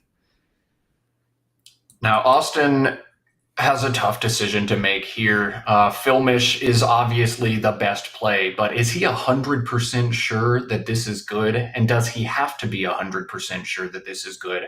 Wellington's rack is extremely inflexible, EEIIOUZ, and Austin threatens other high-scoring plays. Films or Filmize also plays at the top. So Austin's going to sit there and think, can I win this game if I don't pull the trigger on this bingo that I might not be 100% sure on? Can I play Films and then go out with HI and outscore Wellington? I've got the engine. I already did this. No, he can't. There's one path to victory here for Austin. It is playing Filmish for 108. Filmize pulls him close, but not quite close enough. He'll end up losing... He'll end up losing by 14 if he doesn't play the word Filmish. Actually, hilariously, Filmize holds on to the H, which would be his high-scoring outplay.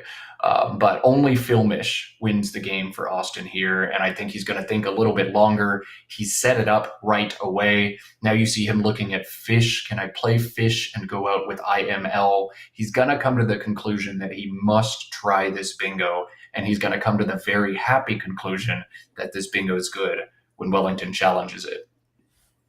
Yeah, it would be very heartbreaking here for Austin to come all the way back, do all the right things to get back in this game, and then not play Filmish. We really are rooting for Austin to play the word that he had set up on his rack. He's seen it. He's thinking about it. I think this is a situation, as you said, Matt, where if he can figure out a foolproof endgame, which lets him win without having to try Filmish, he might take that route. But I think once he figures out that that's not possible, that Wellington's scoring too much with the Z, even with his motley collection of vowels, Austin's just going to have to play the bingo. But we really hope he comes to that conclusion. It would be very sad to commentate a game where he came all the way back and then lost anyway. Wellington threatens either DITS or AZO. Each of those are 29 points and are going to be enough to outrun any sequence Austin can string together. But props to him for doing his diligence. If you see a 100% path to victory, especially given that Wellington's got a tie and you don't, you take it. Austin's going to do the math, figure it out. But again, there is no path to victory except playing Filmish here. He set it up on his rack. He's seen it. Can't imagine he doesn't pull the trigger in what is a do or die game for Austin.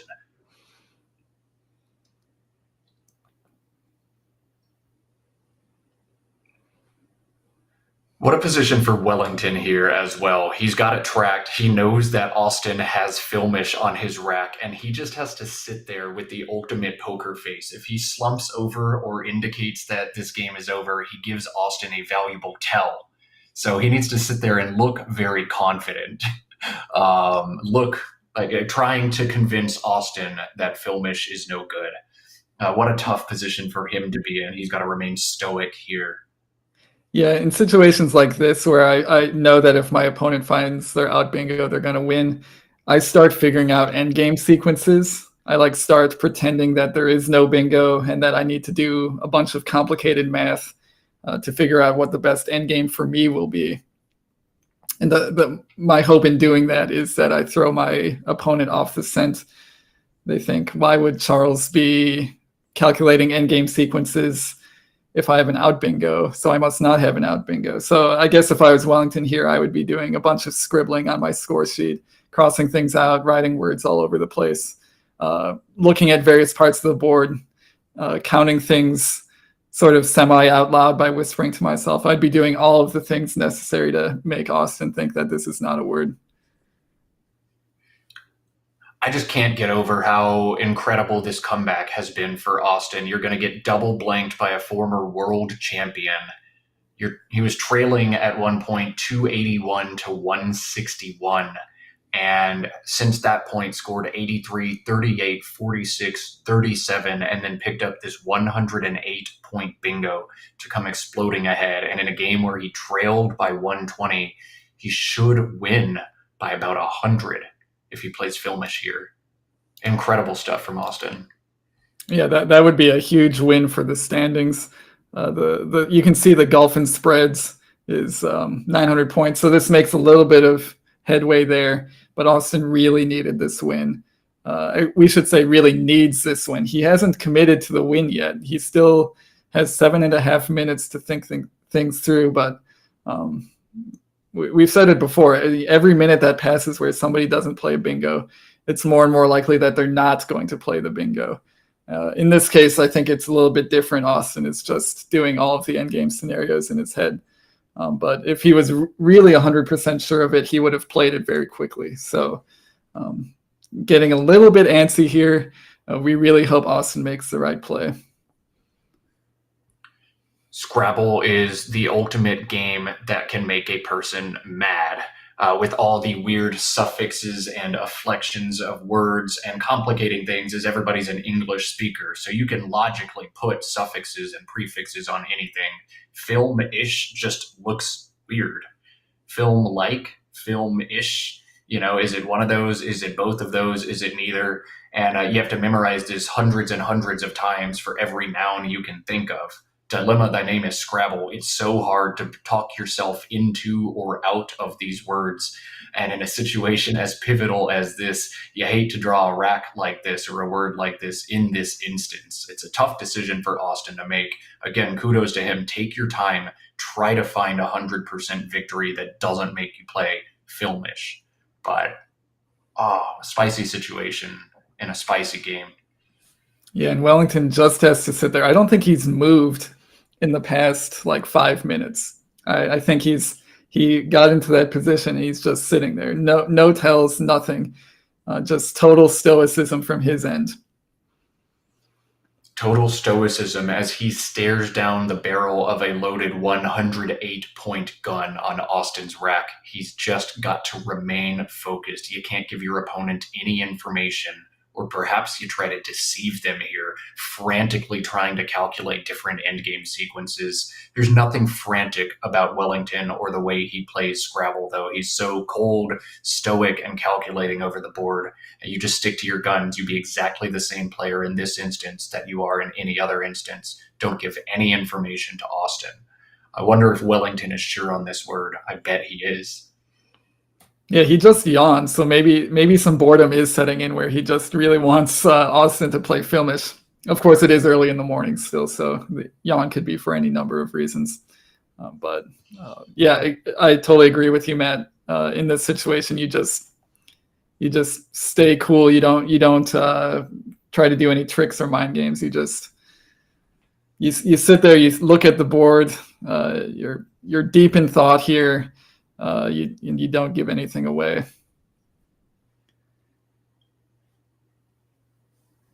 This is an instant classic. This is an instant Will Anderson video, an instant Mack Meller video, an instant all of the above video. If you like Scrabble, you loved this game. And if you didn't love this game, you really ought to just leave the stream at this point, because this is as awesome as it gets. This was incredible to watch. Two world-class players in a back and forwards game.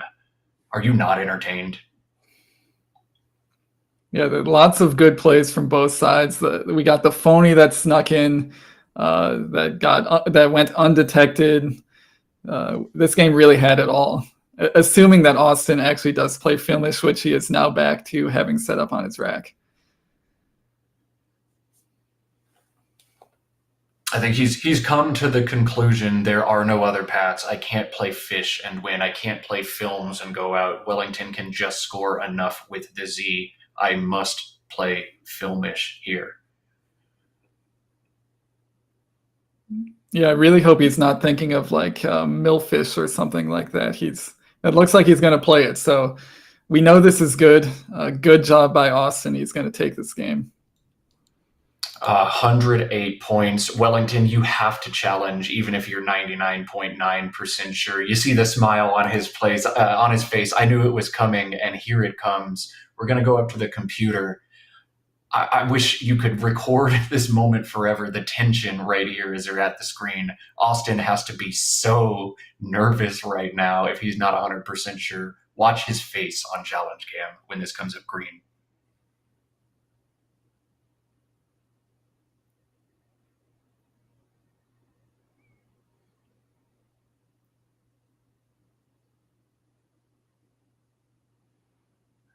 The play is acceptable. Austin Cooley gets out of the cam before we can see it, but that has to feel so good for him. The scoring never stops. Filmish for 108 plus 5 from the challenge plus 32 more for Wellington's rack. And at the end of the day, it is 473 for Austin, 374 for Wellington, a 140-point swing on the last turn after the draw of the century for Austin Shin. That'll move him to 17 wins. Wellington stays on 17 and a half.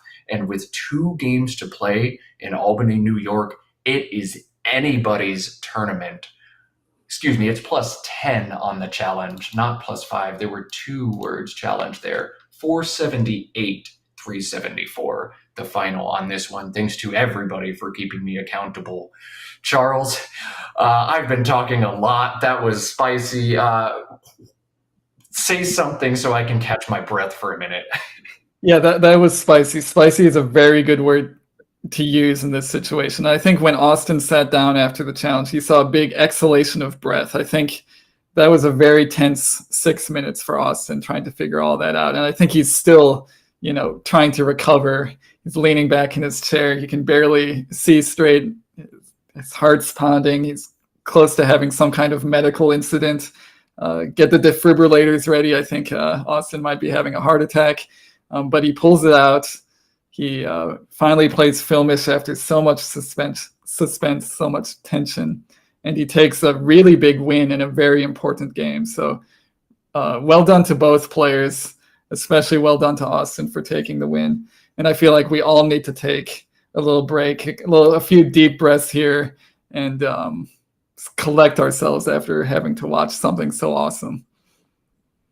Wellington needs to step away from the board and think, oh my God, I can't believe that happened. That is the baddest bad beat. He drew Filmish out of the bag.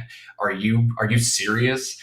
But it happens. That Scrabble. Huge kudos to Austin for giving himself the shot, setting up the S line at the top of the board. You have to get lucky to win games where you're behind, but you also have to set up the most paths to victory. And Austin putting on an absolute clinic in doing that. What a game. We are going to get Austin on the headset, but let's let these 2 world-class players learn from each other a bit, rehash the game, have their post-mortem. They've deserved it in just an incredible game of Scrabble. Yeah, that was awesome. I can't get over it. We've had a lot of really awesome games on the stream, some epically awesome games, but I think this is right up there with the epically awesome. And I think we'll be talking to Austin shortly. We'll obviously give everybody a chance to catch their breath. But if people have suggestions for questions, put them in chat. We'd like to hear them. All right, Austin Shin joining us. Austin, it's Matt and Charles from the broadcast team again. Oh my goodness, what an incredible game. I think the first question we have for you is what everybody's thinking. How certain were you on that last bingo of Filmish? Honestly, not very. I kind of pointed it out, at the start of the move, basically, but I kind of dismissed it because I didn't ring a bell. But yeah, I kind of had a lot of time left, so just try to see if I could win the game without playing it. And then maybe about 30 seconds before I actually played it, I kind of looked at it again and was like, I think Filmies does have a hook, so I think that is right. But yeah, again, that was the only way I could win the game, so I thought I'd just roll the dice and just try it out. That's incredible. We knew you were somewhere between 1 and 99%. Clearly, you play it instantly if you're 100 and you don't if you're 0, but we had no idea in the booth. So Austin throwing out a Hail Mary, uncertain at first, and then recognizing, I think I know the hook on the 6. He takes the shot and wins the game. He shoots and he scores. That was incredible. I'm going to turn over to Charles, who wants to ask you about what we think was the most important turn before Filmish. Yeah, so great comeback, Austin. I think it all started with the play of Tycho. What were you thinking on that turn? Were you aware of what you were doing to the board, how you were setting it up, what you were keeping, where the S is? You were probably at that point, both you and Wellington were very concerned about the final S in the bag. Talk to us a little bit about your rationale on Tycho. That was a really good play. Yeah. I was, first of all, disappointed that he blocked Korat. Where he played Toric, so that would have been about 50 points.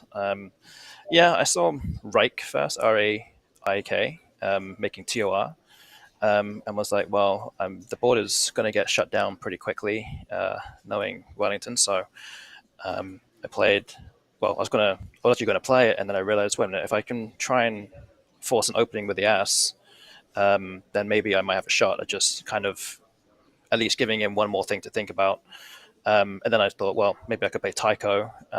It did kind of block the bingo lane a little bit with the D of Coupon, but I thought that the S hook for start actually was going to be a lot more difficult for him to actually deal with, since there's only one S left. So I thought I would just do it. Maybe he might start slowing down, blocking that spot, and then maybe I could catch up that way. But yeah, just tried to do that and also turn over a few more tiles to try and get that S as well.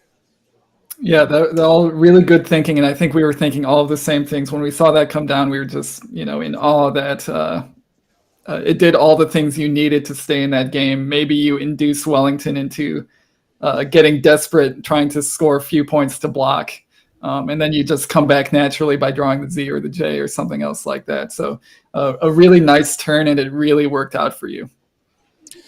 Indeed, yes, yeah, and I was actually just telling Wellington that this might be the shortest game I've ever played, because I only had 9 moves and Wellington had 8. So it was like the shortest game ever. 17 total turns in the entire game. I did not realize that in the moment, but that is unbelievable. You made just 9 plays and scored 478 in this one. Unreal stuff.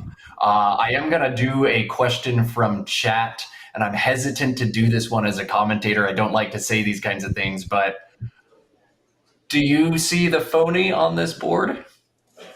Is it couponed? It is. Yeah, I wasn't sure. I mean, I did look at it and was like, okay, maybe it's a phony, but yeah, I don't know. Probably should have challenged it. But he did think about it for a long time, so yeah. I say that word all the time. It just looks like it is a word. So we were a little surprised that Wellington played that and that it was accepted, but everybody is human in this game. Just wondering what you suspected on that one. Yeah, yeah, he just thought for a long time, so I just assumed it was going to be good, especially as someone of Wellington's ability. But yeah, yeah, I did kind of look at it and was like, is that a word? But yeah, I guess it's not added to the dictionary yet. So Austin, it's interesting to note that couponing is a word as a 9-letter word. So we know that you're a studier of 9-letter words. You might have seen couponing at some point and sort of erroneously backformed it into coupon in your head. So kind of understandable that phony would stay on the board, that both players might think it was a word. Yep, sounds plausible. Yeah, I don't know how many people would have challenged that. But yeah, I think you'd have to be very sure. But again, it's only 5 points, so I probably should have just give him an extra 5. It's extremely hard to challenge a world champion like Wellington when he has a blank and a bingo prone rack like that. Like, I couldn't fault you. I think a lot of people let that one slide, but we've seen a number of phony bingos stay on the board in the CSW field this event. Just kind of adding to that trend. This was a fantastic game, Austin. Congratulations, and one you needed so much with 3 games to go. This was do or die for you. Putting on an absolute masterclass in how to stay calm, facing a deficit, and catch back up. Give yourself every opportunity to win the game, and then slam that door shut. Thanks for your time, for your interview, and you've got another big game up ahead of you. So we'll set you free and let you go reset. Thanks, Austin. All right. Thank you very much, guys. Thank you. We will cut over and just show you a little bit more about what's happening in each of these fields. Both the NWL and CSW divisions are absolutely fascinating. We're going to cut over to the standings and get everybody on the same page. 2 rounds to play, and Wellington losing to Austin, but Ben also losing to Chris Leip last round means with 2 games to play, 4 players are within a half game of one another. We're going to get a little 4-man tournament, and probably 1 plays 4, 2 plays 3, and then the winner of those 2 games play straight up for the whole enchilada here. This is going to be drama. Oh, excuse me, Chris Leip's result is not in yet. I stand corrected. So Chris needs a win here to keep his chances at the tournament alive. Or maybe Matthew O'Connor, who started like 2-4 and 3-6 at this tournament. There's going to be so much drama. We've got to see that Chris result before we can get any pairings for the next round. But drama here atop the CSW division. Matthew O'Connor, the one who beat Wellington Jageri. What a turnaround in this tournament. It looked like he was having a nightmare of a time. And now at 16-9 plays Ben, or second place Ben. Wow, playing spoiler here and may even win some money with a great turnaround. Let's pivot over to the NWL division and talk about what's going there. We haven't shown you any of the action, but Joey Kravchik last round took a big win over Chris Sykes to stay alive in the tournament. With 2 games to go, there are 2 players who could win this. It's Chris and Joey. Joey's going to have to beat Chris 2 more times in back-to-back games. He'll have to win his last 3 against Chris Sykes to win this tournament. And Chris has been playing so well all event. I have no idea what's going to happen there. I have no idea what's going to happen in CSW.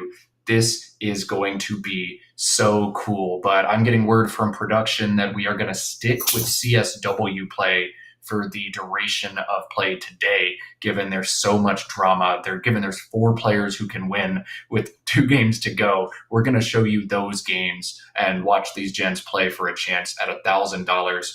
We need a few minutes to get all the results, figure out who the final contenders are. So we're going to cut to a brief break. But again, I'm going to give homework. I used to be a high school teacher. I can do that, right? Make sure you hit the buttons down below, the thumbs up button, the subscribe button. If you have not yet subscribed to the Let's Play Scrabble channel, I'm not going to try to sell you anything or donate your information to science or anything like that. We're just going to put awesome Scrabble content on your YouTube timeline. If you don't want that, you shouldn't be watching Scrabble with us today. And if you do want that, you should hit that subscribe button. Let's make sure we get some thumbs up. 2 games to go, high stakes finals, $1,000 on the line. Let's get as many people tuned in today watching Scrabble. And if you haven't, and your friends are nerds, maybe consider posting this on your socials. Try to get other people watching the stream with you. Let's get new people watching Scrabble today as we watch world-class players duke it out. We're going to cut to a brief intermission, but we'll be back as soon as we know the matchups to give you the final 2 rounds of play. Matt Canik and Charles Reinke stepping away for just a few moments, but y'all don't go anywhere. We'll see you soon.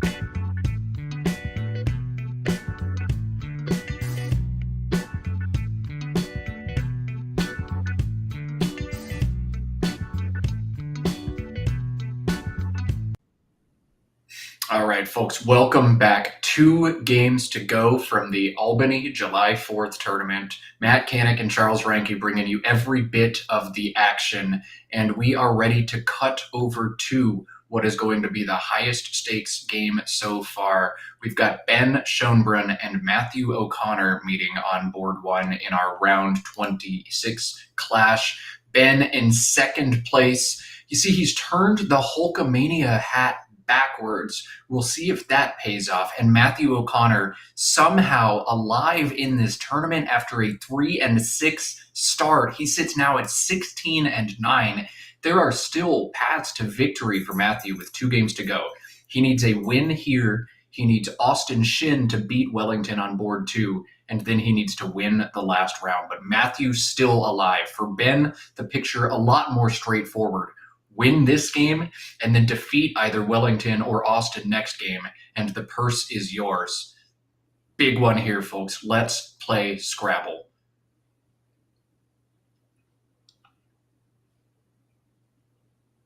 Yeah, we'll see if this Hulkamania hat change does pay off. I think Ben has lost a couple games recently. Maybe the magic is wearing off. He's trying to get it back by changing the orientation of the hat. We'll find out soon enough. They're just about to start here, and Ben's drawing his tiles.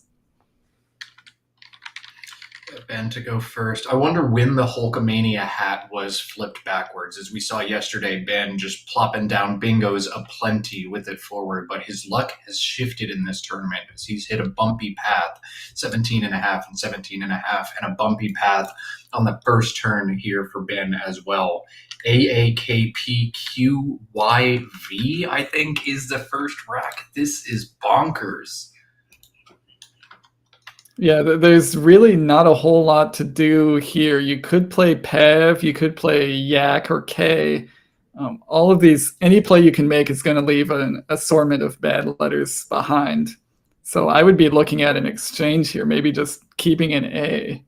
We'll see what Ben decides.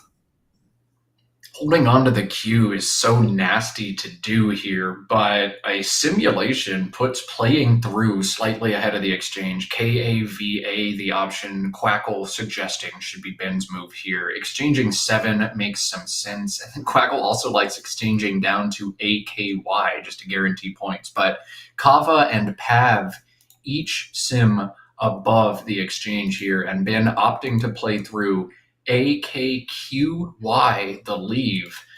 This might go south, but an I or a U will give Ben a lot of help. Or he can just draw squeaky. No, not quite. AEEKQY blank. Ben's going to have another weird position next turn. Another tough turn likely upcoming for him. Matthew, AAAEELT, the opening rack in this pivotal game for him. ALAE and PAVE feels very natural as the way to navigate vowels and score some points in the process, but it does allow major stacking opportunities alongside.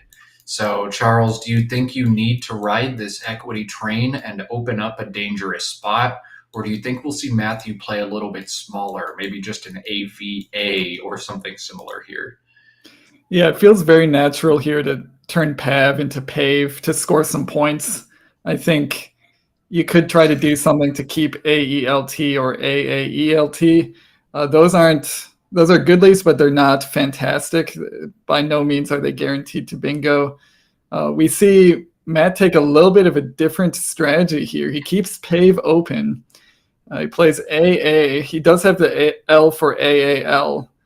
So there is a little bit more opening here than you would maybe perceive otherwise. But I think playing longer there, play of Taleae, TALEAE, 6-letter word, just to totally get a restart on the rack might have also been a pretty good option. But Matthew, a player who we consistently see commit to the shutdown and tight board, he likes to constrict his opponents in. AA is exactly the kind of play we expect from Matthew O'Connor, and we'll see how he's able to navigate the board that he has started to constrict. Though AEELL or AEELT was his leave, and he's found OO as his 2-tile draw after playing off AA. That's not what you're looking for. Aeeloot, Matthew's rack, as Ben plays Kye, which I think is clearing away his option there. We're not going to waste time dwelling on that. And Matthew now has to figure out how to navigate these fouls. Once again, opportunities to score some points and get rid of some of them, but they open the board to big counterplays. A play like ALOE or ALOO in this spot are reasonable, but maybe we'll see Matthew respond to his AA with an OO or something similar, stay more in bingo range, try to limit the options he's handing back. Charles, what do you think we're going to see from Matthew here? I would be surprised if we saw Matthew fully commit to the closed board strategy again. It's actually hard to see how he would do something like that because he's sort of off to an early deficit. He's already down by 35 points with not a lot of hope for big scores in the future unless he gets a bingo. So yeah, something like this is, I think, it's a departure from what he started on the previous turn, but given that he drew 2 O's, he didn't really have a choice. Needs to play off more of the vowels and continue to score points. So I like this play. I feel like ALOE may be a little bit better to set up your T for bingos next to the Y of Kai. He doesn't have any letters that go after YO, or at least he didn't when he made the play. It looks like still doesn't. But minor difference there. I think this is the right idea. Matthew proving that consonants do exist as he's finally found some 7 vowels in his first 9 tiles, but he's now reached in and found a bingo, Eliast and Steely on his rack. Back over to Ben, who continues dealing with this awkward Trojan horse of a Q that he just has not had the opportunity to play. AEEHRQ blank. This is where it starts getting in your head. Like, if you're Ben, you should be bingoing here if you didn't have this Q, and you've had the Q all game. You get frustrated here, and your top options all involve not playing the Q again. HEAR plays right here for 27 points. HARE plays above it for 26 points, I think. So 2 good options there for Ben, but again, he's going to have to hold on to the Q. Starts to think maybe I should just exchange QE here and bingo next turn instead of play hair for 20, keep a Q, and probably not bingo again next turn. Charles, do you think exchanging the Q is an overreaction here or something Ben should do? It is something that I would think about. I would be seriously considering exchanging the Q here, given the strength of the remaining tiles. Like, you exchange QR, and I feel like you're almost guaranteed to bingo next turn. But you score 0 points with an exchange, and this play scores very decently. It scores 27. And there's still 4 U's unseen. You could draw the U. You could still bingo with the Q, or at least have a chance to play it on a future turn.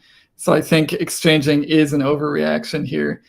Just continue to take points, build a nice sized lead. So if he does have to exchange at some point, hopefully he's in the lead when he does it.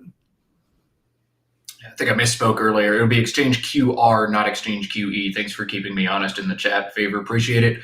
And what a pull from Ben. You assume you're not going to bingo too often with your blank because you're keeping a Q with it.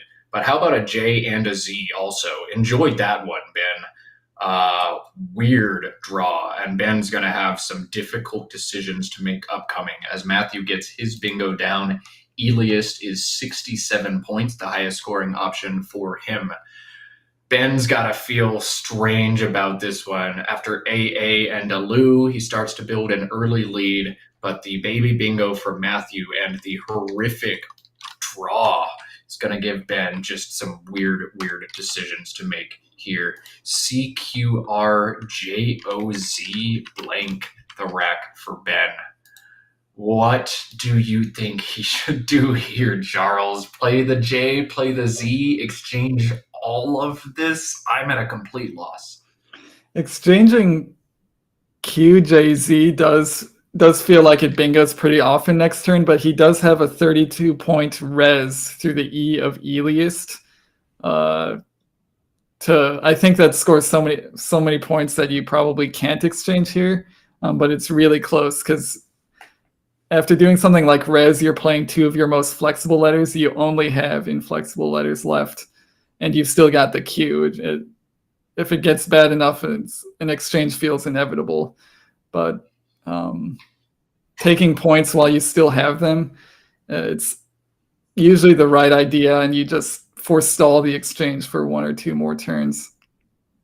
It's always possible that he draws something good with the J or the Q next turn. It is possible that he'd be able to play through this rack one at a time, continuing to keep the blank. As long as he can keep scoring 30 every turn, that might be the path forward for him. Just scoring 30 or 35 a turn and clunking through power tile makes some sense here, but you're not going to bingo for 3 or 4 turns likely with the clunky stuff. Scrabble is a beautiful game. You'll never see the same position twice, and as much preparation as you do, you have no idea what situations it's going to throw your way. Scrabble players will sit there and study valuations of certain leads. Is ERN better than ERT, and if so, by how much? But you can't prepare for every possible combination. You can't possibly assess or know the valuation of CJQO blank as a leave. It's going to require some guesstimation and some creativity from Benji. This is a strange position for him. Yeah, and a lot of those valuations, especially with those high point tiles, are very board dependent. And we see on this board, there's nowhere really for the Q to go, no obvious spots where the Q will be cast in for points. Especially after res, it blocks the only spot for QI. So the Q becomes less and less valuable the fewer places there are to play it. That's certainly factoring into Ben's calculations here, because he doesn't want to get bogged down unnecessarily for like the first half of this game. Basically, by the time he clears himself out, the game will be half over. So a lot of things to think about. These are really tough, really weird turns, because you don't see situations like this very often. There's only one J, there's only one Q, there's only one Z. When you get them all at once, it feels like you don't know what to do. There's no precedent for how you should approach a turn like this. Scrabble players base every decision they make based on all the games they've played in the past. In similar situations, you hardly ever draw a situation like this. Ben opting to play REZ, I think eventually I would have had to hold my nose and do the same thing. Exchanging makes some sense there too. I have no idea what was right there, and I'm not even going to insult the intelligence of our viewers by giving them uninformed drivel. I'm just going to say that turn was hard, and somebody else can do a big thorough write-up on that turn in the future. But res, the decision for Ben, gives him a 104-96 lead, and Matthew now has another tough decision to make on his rack. Swirly looks like it might be valid, or Swirlies to the S in Eliast. But he's got to decide if that is good or not. And while it's a word we say sometimes in America, it's not actually valid in Scrabble. So he's got to have to correctly back out of this bingo and then decide how to approach this turn. Tricky one for Matthew. Yeah, I think he'll probably pass up Swirly and Swirlies relatively quickly. Those are high probability letters, or relatively high probability. You would definitely know that word as a studied word if it were indeed a word. So Matthew, I don't think he might not have even thought about it. It takes a little bit of creativity to come up with phonies where there are no actual words. And he instead goes for the points. He goes for Will Eyes. He could have just played Will I by itself, keeping the S if he thought of WHEAR. But maybe opening the triple like that, it's not what he wants to do.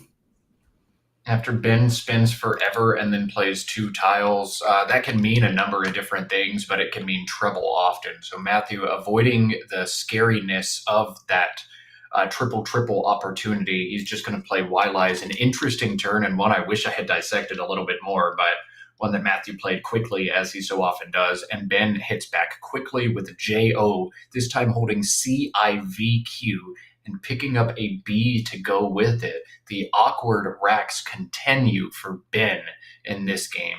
And Matt, again, putting time pressure on. Flop looks to be his top option here by a ton. He doesn't need to think any longer about this one. He puts it down, and Ben, his clock ticks once again as he has to think through yet another difficult rack. BCIQTV blank. And I think Ben has finally run out of opportunities to do anything. I think finally he's backed into a corner and he needs to exchange, which is going to feel really bad for him because he didn't score a lot and ended up exchanging anyway. It's got to feel like maybe I should have done this 2 turns ago, but just a series of unfortunate draws. Hopefully with the exchange here, it stops for Ben. Yeah, I think he does really just have to exchange here. There's no hope for the V, the B, and the Q all at once.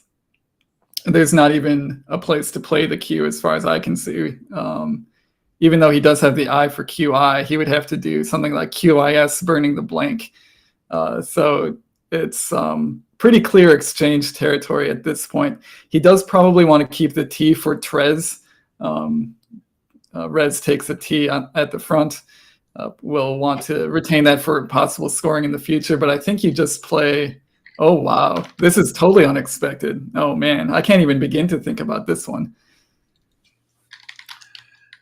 I think there's just a little bit of like cognitive dissonance that goes on. I wanted to exchange 3 turns ago. I wanted to exchange 2 turns ago. I want to exchange now, but if I didn't then I can't now, right? I've decided to commit to this plan and I'm going to fight through. This is interesting for Ben, but I think there are enough bingo lines open on this board, sheer up here and all this stuff down here. You've got to try to get into bingo range reasonably quickly here because bingos play on this board, and he's just been stuck keeping all of these consonants. The rest of the plays Ben's made, I think, are reasonable. This one, though, I think too big a sacrifice. He needs to get into bingo range quickly. This one is strange from Ben. I don't think I agree with it at all. Yeah, this feels very wrong. Keeping BQV even with the blank. It's still no hope for the Q on this board. I don't know what his plan for it is, but it's continuing to hold him back, and it's just really rough to watch these difficult racks turn after turn. Would really like to get out of that situation with an exchange.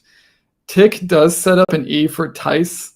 There is a little bit of upside there, setting up another bingo spot. We see Matthew blocking sheer by playing bum. He might now be starting to think about continuing to play some defense. And so kind of a good idea from Ben to set up another spot to play 7-letter words, but at the expense of keeping just really horrific stuff. I feel like I've been saying it all game, but Ben needs to decide if he wants to make a play or exchange on this turn again. For like 6 turns in a row, it's been this way. But exchanging makes sense. FIQH, burning the blank, is an option in this spot. It's 39 points and holds ABV. I think it's a terrible option, but it's something that's there. Fab or Fib in this spot are also options. Oh my God, I've got it on box mode. But FAB or FIB in this spot, probably FIB to try to set up the Q, but probably FAB to try to keep the IQ combo together. I don't know, Ben, my head would explode. Luckily, yours is contained within that bucket hat, but I pity you being on stream in a do or die game and drawing just a series of incredibly difficult racks back to back to back to back. I think he needs to exchange here again, but he's shown a commitment to the plan, score and fight through. He might try to do it again here. Yeah, I think unlike last turn where Tick seemed really, really like the wrong move, something like Fib or Fab here I think is playable. Would I do it? No, I would actually probably do this first. Just move on from the Q. You're still looking at 1 or 2 turns where you're trying to shed your weird consonants and get a bingo down. But at least the Q's not a problem anymore. So I think this is an all right play, but I think in the end I probably would still exchange on this turn if I'm Ben. The urgency to get a bingo down now that there's still 2 lines, this line and this line, AFBV, you're just not getting there anytime soon, even with the blank. I think, again, an opportunity for Ben to exchange there, but he opts to play for 15, finally shed himself of the Q that he has had since turn 1, and we'll see if his fortunes turn around. Poor Benji. The degree of difficulty on this game for him has been a 10 out of 10 so far. Yeah, so Matthew did have the phony stutter on his rack. didn't set it up, didn't play it, didn't even think about playing it, perhaps. That would be one that would trip me up. I would spend some time trying to figure out if stutter was a word it would play on this board. But I think he makes the right choice, keeping ERST, maybe one of the best 4-tile combinations that you can possibly keep. With a few bingo lines open, I think this looks like a good play. Ben has to feel so relieved making this play. Oh my God, all of the garbage is off my rack. I can get rid of the F and the V. The Q's gone, the Z's gone, the J's gone. I did it. I finally navigated through those racks. $5 says Ben's going to draw 3 O's and 2 I's out of the bag. Anybody want to take me on that right now? Yeah, it feels like he can do no right with the bag this game, so I would not be surprised. And incredibly, Ben leads 204 to 197. Matthew has not had high-scoring opportunities himself, and despite all the frustration, Ben is very much alive in this game. But Matthew finds a great rack, EEIRSST, has 2 bingos, seriates, or the 65-point recites, and he's going to score 70 here, finally pulling ahead. Matthew's second bingo makes the score 267 to 204, and while Ben did not draw 3 O's and 2 I's like I projected, he got a GIUW instead. What on earth is going on Ben's rack this game? This is wild. Yeah, some of this is self-inflicted, but some of this is also, like this turn, not self-inflicted. This is just plain old bad drawing. The WU combination, you hate it. You really hate it, especially with the G. It gets even worse. It just like hurts to look at. Like I don't even want to look at my screen right now. It just makes me so sad. We see Ben has turned his W into an M. That makes it a little bit nicer to look at, but still not a nice selection of letters. Chat pointing out that all 6 of the N's remain unseen to Benji. He would love to have one of them for that GI combination together.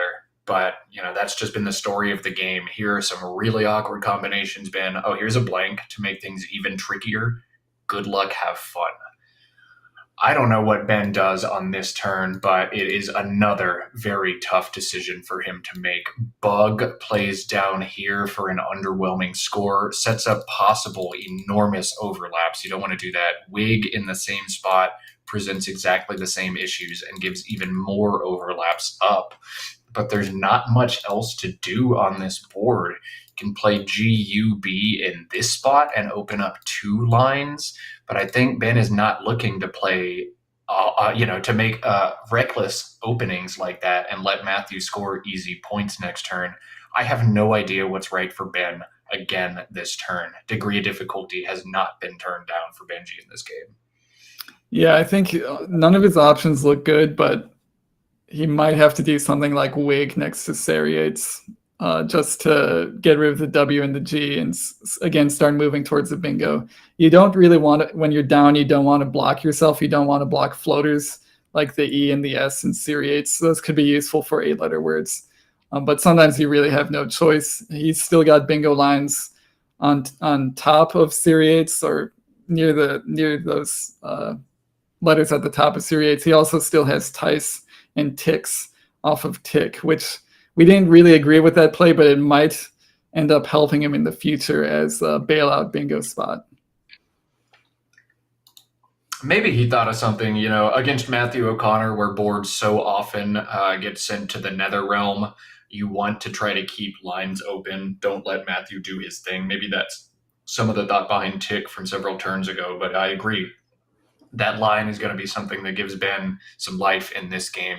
This is not going to give Ben very much life. Matthew's post-bingo draw of DEENORX gives up a 61-point play in Redox. That is absolutely killer for Matthew. And suddenly Ben trails by 100 points.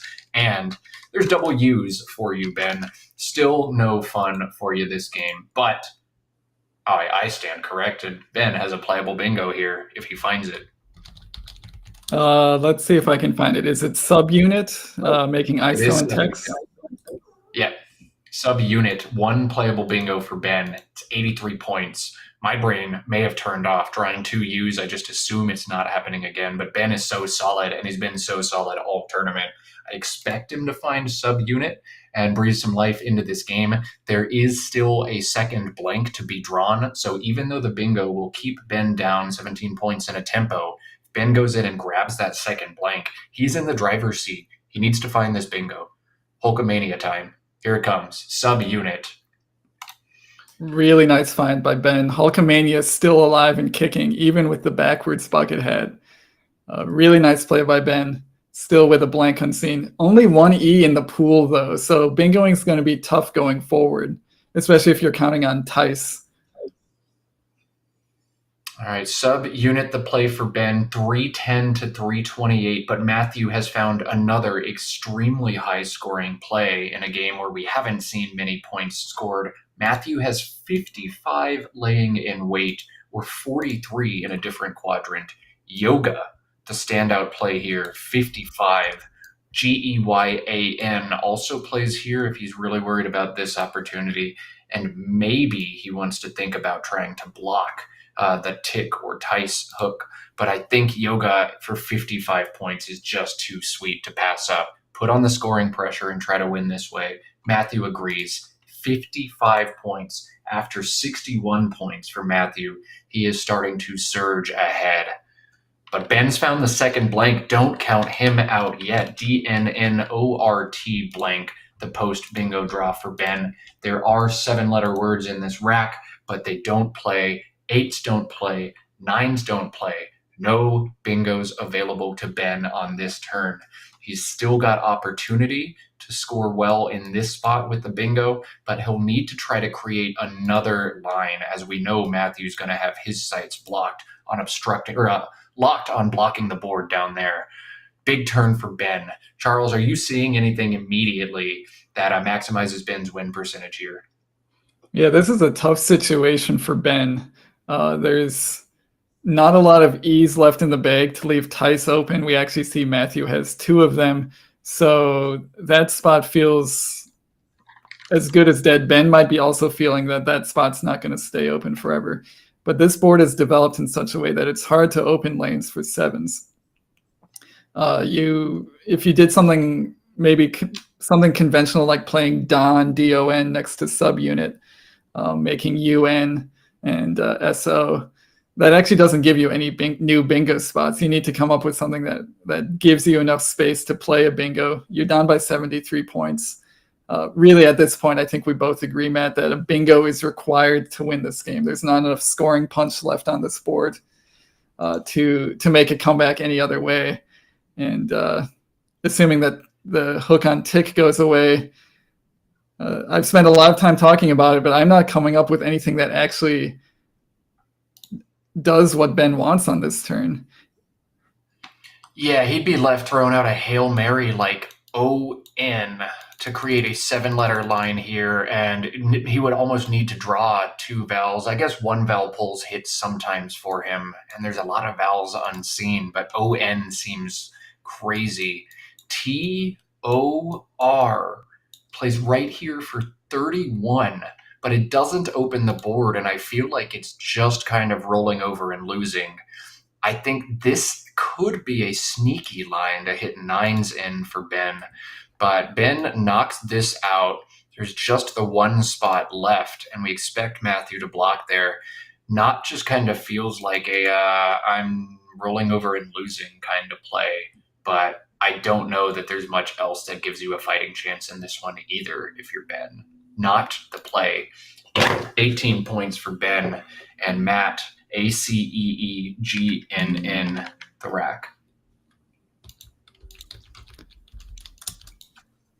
Yeah, tough situation for Ben there. I think I sort of get where you're coming from, Matt. And I think I agree that play is just kicking the can down the road, but there's not much road left, and you're not going to like what you find at the end of that road. At that point, I think with the amount of tiles in the bag dwindling, being crazy with something like ON for 9 points, setting up a monster triple, and maybe inducing Matthew into low-scoring blocking plays, and then you hit ticks or Tice. That might have been the way to go on that turn. But we see Matthew now, he's holding 2 E's. I'm sure he's thinking about the fact that the only viable bingo spot on the board is one that he's able to block this turn if he wants to. I would be very surprised if he didn't block on this turn. It just makes too much sense given the state of the board and what we know Matthew is like as a player. Yeah, blocks are hard in this situation. There's not a lot of great stuff, but I could see a play like GEAN coming down. Matthew wants to play off several tiles right now. The more he plays, the fewer opportunities Ben's going to have to do something crazy. So GEAN looks okay, at least at a first glance, but this turn is extremely important. Matthew has 14 minutes left. He really ought to slow down here. I don't think this one's coming down to an endgame. Just make sure you obstruct the most possibilities you can right now. Figure this one out. Do as much damage as you can. And Matt, as good a blocker as anybody out there, will get this one done right.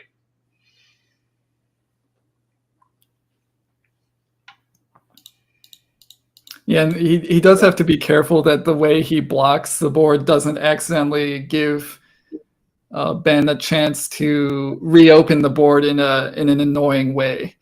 He wants to keep flexible tiles so that he can respond to any play that Ben makes that's sort of like a counter play that tries to reopen a newly closed spot on the board. And that gets especially dangerous as you start sort of drifting down towards those triple word scores, where the situation Matthew does not want is one where there's a really difficult to deal with triple word score that Ben is at risk for hitting for like 80 or 90 points. So something like Geen, as you suggested earlier, Matt, GEAN underneath favor, I feel like doesn't have that risk because it would take so long to build overlaps towards that triple word score. Yeah, Matthew needs to think about how many tiles are unseen to him right now as well. With 13 unseen, 7 are on Ben's rack, and 6 are in the bag. If you're able to play off 4 tiles here, there's only 2 unseen to Ben next turn, meaning he can only make a 1-tile play to leave some fog of war and make Matthew guess. If he plays off 2 tiles to try to get some more turnover or create more space on the board, the bag's empty, and Matthew has perfect knowledge of what he has. So playing 4 tiles in this instance feels really awesome. 5 would be even cooler.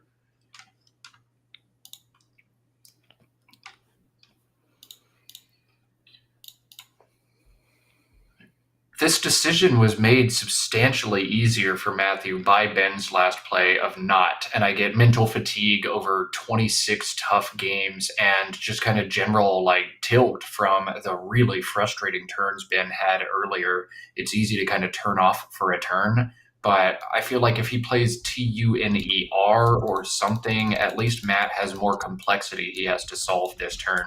He has to think about if there's anything he needs to obstruct here. Or just anything that makes lines for Ben feels better than not. I just kind of feel like with 7 minutes left, that's the turn that really ended this game for Ben. He needs to see if there's a Hail Mary he can put together. And we didn't see him do that here. Right. I think not sometimes works out if there's a little bit more runway in the game. If you've got maybe like 20 tiles in the bag or something, you still have a little bit of a chance to build that area towards being friendly towards bingos, but with so few tiles in the bag, you don't have time to do creative multi-turn setups. You kind of have to do the blatant brazen thing because you don't have time to do anything else.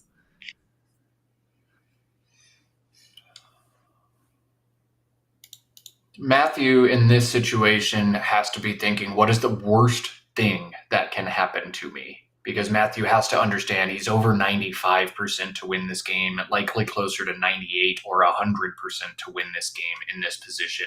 He just has to make sure he optimizes that. You have to think about the worst case scenario. What is that 3% or 2% chance? He has to be a little bit relieved to see that because there are no unseen S's, he doesn't have to think about weird overlaps that might fit there. Playing here would require 2 different S's. None unseen, just the 1 blank. that simplifies the calculus for him substantially. Ben's reluctance to open the board last turn makes this decision a lot easier for him. He's going to hammer this one home this turn. Yeah, I think so. And Matthew might be thinking about situations where he leaves ticks open and just tries to outrun. I feel like that's less guaranteed of a path towards success. It's just blocking now. And I actually don't see high scoring plays for Matthew elsewhere on the board other than playing like neg for 17 in the top left. That also kind of sneakily goes for his own bingo if tick stays open. But that seems like it could go wrong more easily than just playing the defense now, forcing Ben into like a 3-point play. And then at that point, you can probably easily outrun, even if Ben does somehow manufacture a situation where his bingo is unblockable. So Matthew is in really good shape here with his lead and with the board the way it is now. Chad is pointing out somebody's floating the possibility of Matthew just emptying the bag right now and playing in cage. That's not something you want to do because that, again, empties the bag, draws the last 6 tiles out. And if Ben is able to bingo, his bingo wins him the game. There are possibilities. They're rare. But again, this is the difference between 97% and 100. This is also the difference between being a 2100 player and a 1950 player, milking every percentage point out of every situation in every game. In cage would allow plays like disroot back. You can't make that play. You're in commanding position. You have to slam the door shut. Don't take your 99% shot at a win and complain if the 1% happens. Turn that 99% into 100%. That's what the top level players do. And Matthew, who plays a lot of poker, knows how to turn odds in his favor. He'll play this situation right, and he's wisely taking a ton of time here. Yeah, his quick plays early in the game, that gives him a lot of leeway to spend some deep time in his brain to figure out this like pre-endgame and endgame. And he makes a play that we didn't expect, but I think it does mostly what he wants. It does block tick, and it doesn't play as many tiles as he wants, but it scores decently enough and takes care of the main threat. So Kern, a block from Matthew that we see, and he'll leave 4 tiles in the bag for Ben. So Ben's going to have the ability to do some stuff. 4 in the bag means he can play 1, 2, or 3 tiles. The more tiles he plays, the less fog of war there is in terms of Matthew guessing what threats he has. But more tiles will allow him to score more points. He also has to think about just getting straight up outrun in this instance. So a lot for Ben to think about as he grasps at straws here. Yeah, and I wonder if he could do something like A and D, making cat between the C and the T of tick and Eliast. That sets up an S. Ands is a word. And it becomes a real headache for Matthew to block it without giving things back. I wonder if we see a play like that. This would be a reason why you would want to play more tiles last turn if you're Matthew. Yeah, I mean, that you allow Ben to do this, and because you've played off your C as well, you don't have a good blocking tile. The C is a great blocker, perfect in NWL. CH makes it a little tougher in CSW, but playing just 2 tiles, letting Ben play 3 tiles here, do something like that, make your life difficult. I think Kern was a misstep from Matthew, but I think with the lead, it's a misstep he can afford. He's going to be able to outrun most plays that Ben makes with a killer here, and I think will outrun bingos if he yields an out bingo to Ben in this instance. Yeah, and if Ben does something like and Matthew can do like EH for 8 points or something to mostly prevent 7-letter words and 8-letter words, but it might give back 9-letter words depending on what he plays. So yeah, he has to do some thinking if a play like that comes down. I also see suggested in chat, and I'm thinking about the ramifications of this one. If he just does AN and cat, leaving 2 in the bag, that is also a major headache for Matthew to deal with successfully and maybe even harder to deal with than and. So we might see a little bit of life left for Ben still, if he can manufacture something like that and have sort of unblockable stuff.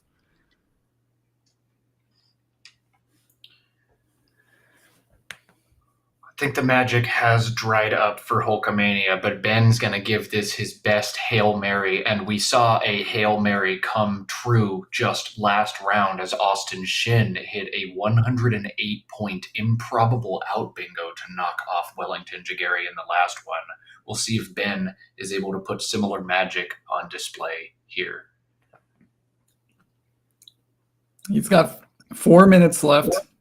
A little bit of time left to think about this, but the time is rapidly going away. And I think he should have spent some more of that time on the not turn. But he's still got a little bit of life here to try to manufacture a spot that's really creates headaches for Matthew. I think Matthew can deal with most things that Ben sets up, but it gets painful. And in situations like this, you just kind of want to make it painful for your opponent. Ben has potentials to try to draw Sandier, I think. Right here, Sandier.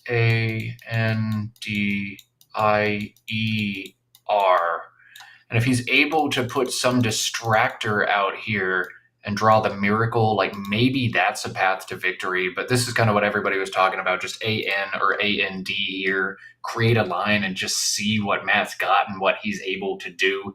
If that H is in the bag and I hit a 90-pointer bingo with it next turn, I might win. But if Matthew has it, generally the H cash is there for enough that AN's not going to win the game. So Ben giving it the good college try, but with the 7-letter bingo available on Matthew's rack, he's going to be able to play this and coast to a victory, I think. THENAGE, the 7, and it plays for 91 points right here. Matthew's not going to play this instantly because there is the opportunity for absolutely horrific underlaps. So he's got to make sure this actually wins. The worst overlap he could see is, probably 110 or 115 points. That could put him in trouble. Matthew's going to think this one through. Yeah, we spent a lot of time talking about Ben's turn as if Matthew didn't just have a 7-letter word sitting on his rack. Ben had to make that play hoping that Matthew didn't just have a bingo in response. But a lot of that strategy was perhaps negated by the fact that Matthew has a straightforward way of dealing with this, and it's just to play the bingo. Something like AND does not give back the bingo, so it makes things tougher for Matthew. Of course, Ben doesn't know that. You can't look at that pool and assume that Matthew's necessarily going to have a bingo. But I think you're right, Matt. Matthew's going to make sure that there's not some play involving the M that scores an obscene amount of points that somehow loses the game. What I like to do in these situations is I come up with the random string of letters that would score the maximum amount of points. I calculate the total of that random string of letters, and then I use that as the basis for the rest of my endgame calculations. That is really smart, actually. Just put down hypothetical garbage that puts the killers in the right spot, count it, and see. I've never thought to approach a turn like this with that kind of precision, but like that makes so much sense. Wow. Picking up tips from everywhere at all times. You can always get better at Scrabble, and Charles dropping nuggets of wisdom on us here. Yeah, that's like the only wisdom I have to offer right now is like these weird endgame scenarios where you count up garbage letters, but I'm happy to help where I can. So Matthew taking his time, solving it all out, but realizing that playing the bingo here is the best sequence for him. A huge score for him, and I think that's just about going to do it in this one.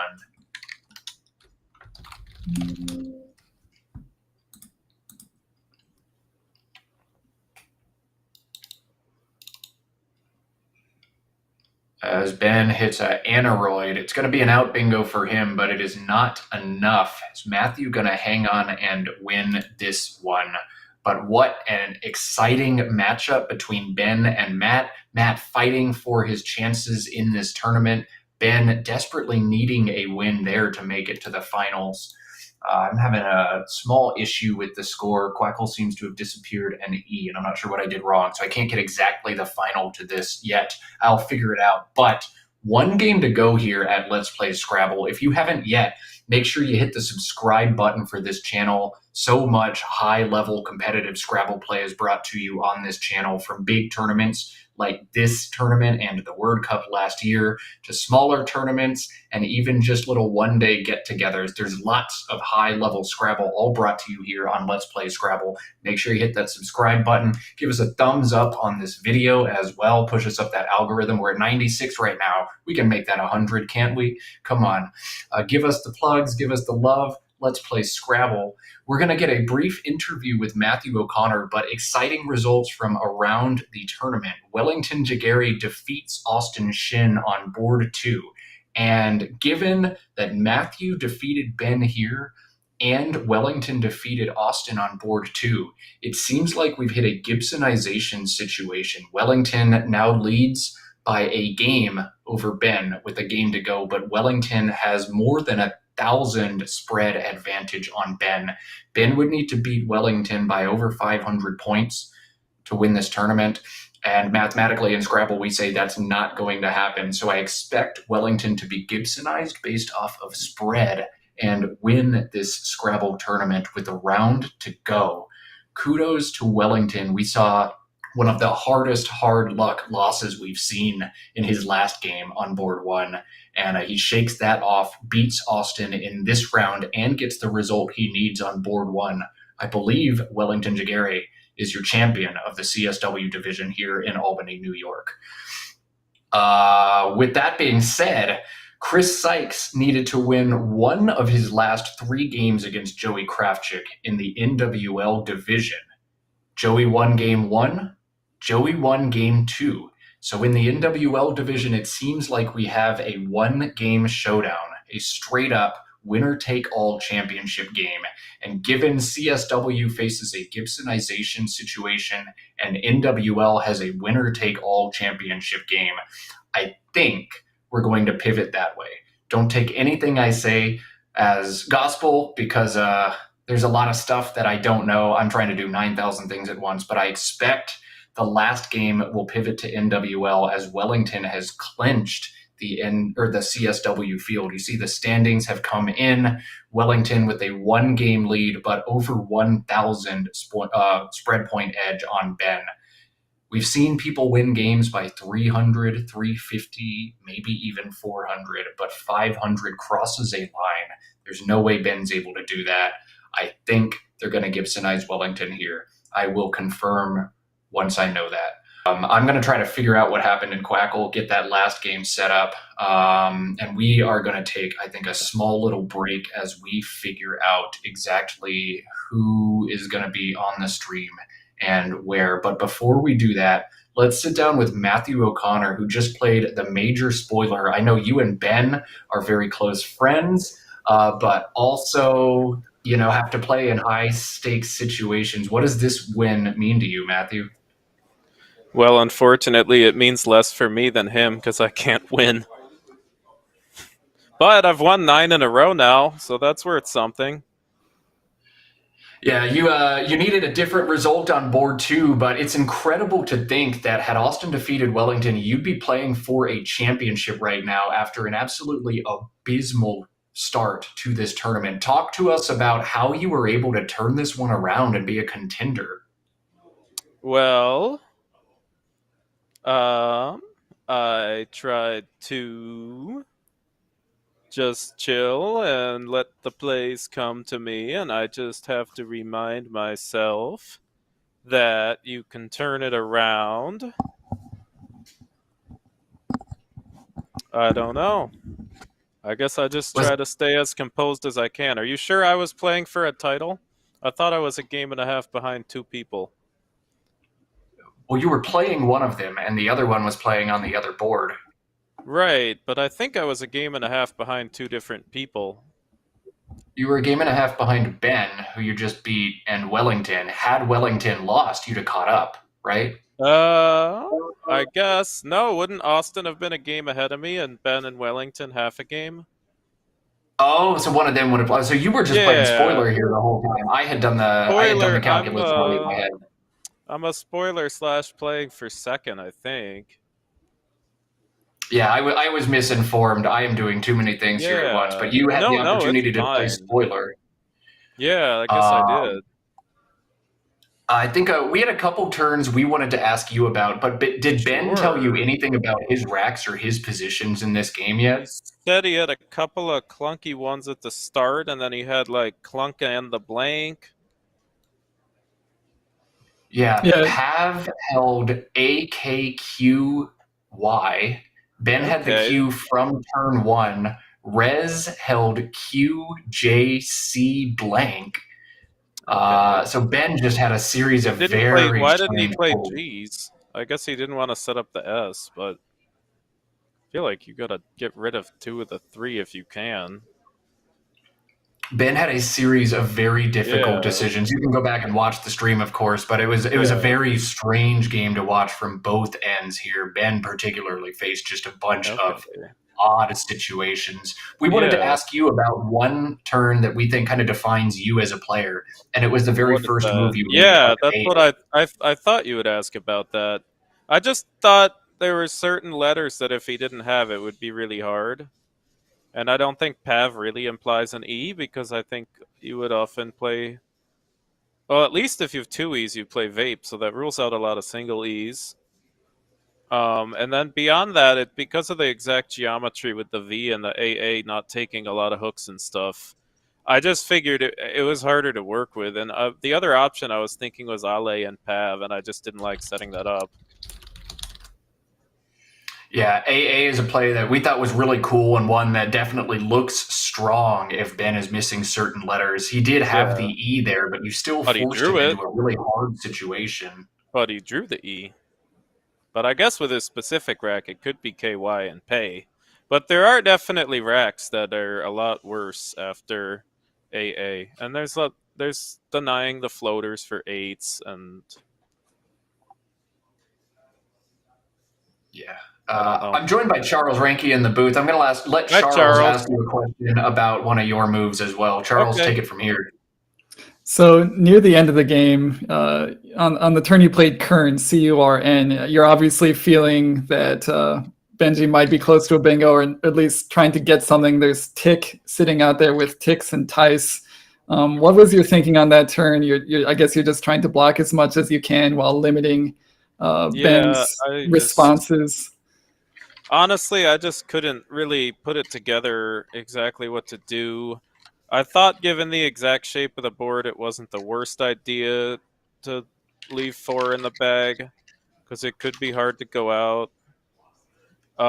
And I have I could still theoretically draw a bingo in the exact situation that I did. What did you?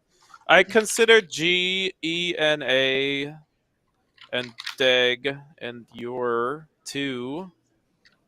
Yeah, we saw that as well. We like the idea of playing off more letters just to Yeah, limit Ben's flexibility in terms of making a fishing play. If he can only make a one-tile fish, that might be yeah, harder for him than the play he did make, which if you didn't have a bingo in response to AN, your life might have been kind of complicated at that point.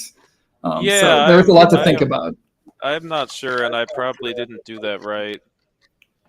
I was also considering a lot of plays that were like a 4-letter word hooking BOR, thinking maybe I can outrun with that and a triple play.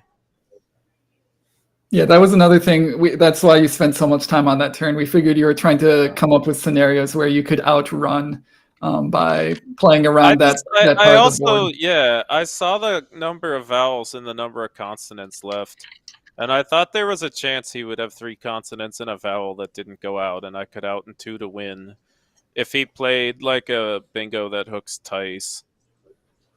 Yeah, Tice bingos were going to score so few points that Yeah. outrunning was definitely a possibility. I think I probably underestimated the danger of I mean, if I didn't have a bingo, I think I can play Tice a lot of the time and just hang on, because if he bingos there, I get the triple. And I think if he fishes with, like, at least with DO, I can play DOH, and I think that hangs on. Well, yeah, there were a lot of options to think about for both players all across this turn. I declared earlier, the degree of difficulty on some of Ben's turns, just 10 out of 10, a very tough game for both of you, but one that you end up taking over Ben Schoenbrunn, knocking him out of contention. Matt, you've got one more game to play, but congrats on being in the green after an extremely rough start to the tournament. Thank you. And good luck in your last one as well, Matt. Thank you. Did I miss anything huge or no? Not that we saw. Okay. Wheelies I was wondering was a little bit off, but what's it better. makes sense. I was wondering. I mean, I just saw like 31 keeping ER was pretty good. I don't know. I mean, I got have my to go back and wiles look. blocked. It generated like 8th or 9th on the list. I don't remember what it was, but we're gonna cut away Okay. from this. I think we're gonna grab an interview with Wellington. Matt, thanks for your time. Good luck in the Yeah. last one. Nice turnaround. Thank you. Okay, thank you. Have a nice day. You too. And I'm going to figure out with our production team, are we going to grab Wellington for a little victory speech, or he's not here right now. So I think first we might cut to a little break. We'll get a victory speech from Wellington at some point. We'd love to hear the words of wisdom from the man who's given Scrabble so much and kicked so much butt in Scrabble across so much time. We're going to cut to a little break. NWL and Wellington's victory speech coming up after this. Don't go anywhere. One game to go. All the marbles on the line, Joey Kravchik and Chris Sykes, after this intermission. See you on the other side.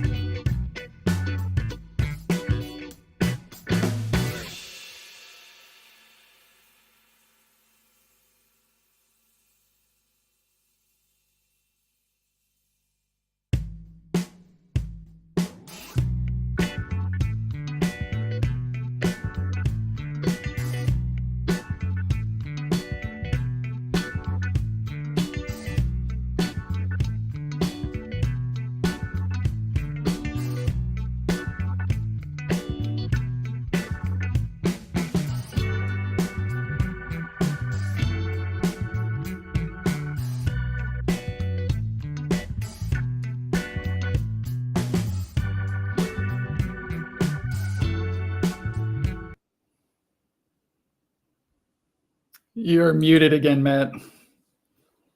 Sixth time. All right. I'm gonna go jump out the window. Charles, you got it from here. Thanks, everybody. Just kidding. All right. Well, one game to go here in Albany. It feels like we just started, and it feels like we've been going for a century. But one game remains. It's going to be an NWL game that we show you, as Wellington Jagere has already clinched the CSW field. We do have Wellington on standby, and we're going to get a little victory interview with him. Wellington, a player, of course, no stranger to anybody who knows Scrabble, a former world champion coming back over to North America. We're always so pleased when he's able to make the trip over here, even though he so thoroughly romps us. Wellington, congratulations on your performance. Talk to us a little bit about what you did to prepare for this event and the other North American events you're playing this summer.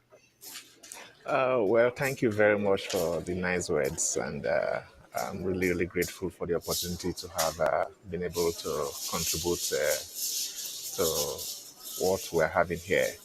And when it comes to what I did to prepare myself, I basically a couple of months ago I was in a really bad shape in terms of Scrabble, and I had a series of bad tournaments, and I just started putting one or two things together, doing a little study here and there, and I basically was play rusty for a long time, so I put in some games with on Woogles, and I think my basic training regimen was playing hasty bot on Woogles and doing a little study here and there. Yeah, so you heard the tips of the trade, playing Hasty Bot on Woogles. That'd be WOOGLES.io for anybody watching looking to improve their game. Woogles, an absolutely invaluable resource. Even world champions use it to prepare for their game. Charles, I think you've got a question for Wellington as well. I'll turn things over to you. So you obviously did very well this tournament. How did the tournament overall feel for you? You felt like you were on the top of your game? You felt like you were making all the right plays? And any major challenges? Just give us your thoughts. Well, definitely there were still a couple of lapses that I felt I needed to pay attention to, and sometimes when you win, it is easy to forget about the few lapses that needs to be addressed. But overall, I'm pretty happy with my performance in this tournament. I made a few mistakes here and there, a few misses basically, and maybe sometimes some few errors in judgment. But overall, I think I'm proud of my general play and what I was able to do most of the time. All right, and just been such a treat to see you. I know we've asked you this question before, but we have a lot of different viewers today. You are not just in North America for this tournament. You are going to stay and continue trying to win even more prize money. Tell us about what you're doing for the rest of your trip here. Well, for the rest of my trip, I'm going to be playing as much Scrabble events as possible. As it stands, there are still some big tournaments for the rest of July, and the two most important ones are the Scrabble Players Championship and the World Cup. And it so happens that the SPC is coming just a few days before the World Cup. So my fears basically is there might be some burnout from participating in SPC before having to go for World Cup. But I'm still fingers are still crossed. But there is a huge likelihood that I might have to forgo SPC and focus on the World Cup. But if I'm feeling up to it, if I'm well rested by that time and I'm feeling up to it, I might just go for both.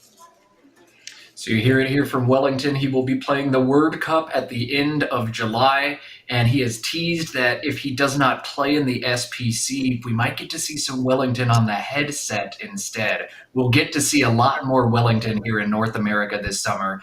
Everybody is very stoked for that. Wellington, we're going to set you free. Go celebrate your big victory. We look forward to seeing much more Scrabble from you soon. Congratulations, and thanks for your time. Thank you very much, Mark. And while Wellington reduces the drama in the CSW field, Gibsonizing himself with a round to go, there is still plenty of drama in the NWL division. We've got Joey Kravchik and Chris Sykes after 26 games of play. This division turns to a winner-take-all situation. We'll flip over to the standings just to give everybody a grasp of the magnitude of this game, and so I can try to figure out what actually happens based on different outcomes correctly this time.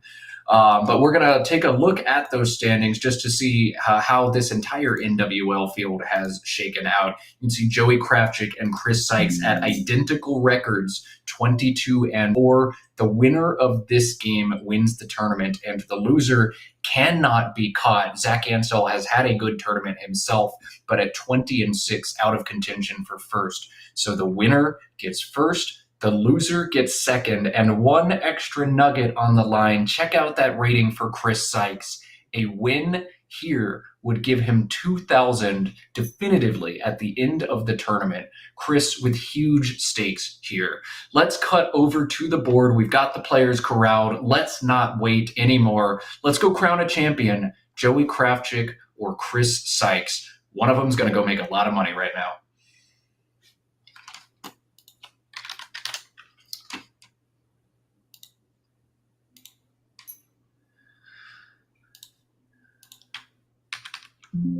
All right, so players are situated. Chris Sykes gets to go first. Usually the computer program keeps track of who's gone first and who's gone second and determines these, or flips a coin for the players if they have the same amount. But for whatever reason, Chris going first in this game, Joey playing from behind, likely after one move, but still anybody's game. Chris is a player who has put so much time into the game. We asked him yesterday, after seeing him go 3-0 on stream against tough competition, asked him what his secret was, and he said, well, I looked at every single word from 2 to 8 letters last year. That's going to do it. Looking at the entire dictionary cover to cover, that's going to give you a great grasp on the words. And Joey, I know, has gone through the book multiple times. You don't find a lot of folks who have seen every single valid word, but you've got 2 of them here. Yeah, that is very impressive by Chris, the discipline to go over every single word in the dictionary over the span of a year, just methodically knocking them out. I certainly have never been that disciplined in my study. Maybe my rating is the way it is because of that reason, but we can see Chris is now vaulting up the ratings list, might be 2,000 rated, the mythical 2,000 after this game if he wins. We'll see what happens. So much at stakes in this game. 2,000 rating for Chris Sykes, first place in this tournament. Let's not forestall the drama anymore. Let's play Scrabble.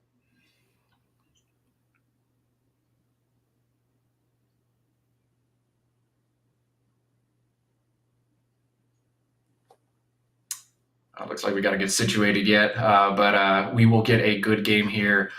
We've seen blank bingos in like every Chris Sykes and Joey Kravchik game on the first turn. It seems like one of these players draws a blank and bingos with it on the first turn, like every time they're on stream. We'll see. I would love a good, close back and forwards game in this one. You know the MO from Joey. He showed us yesterday is trying to play a tight, closed game.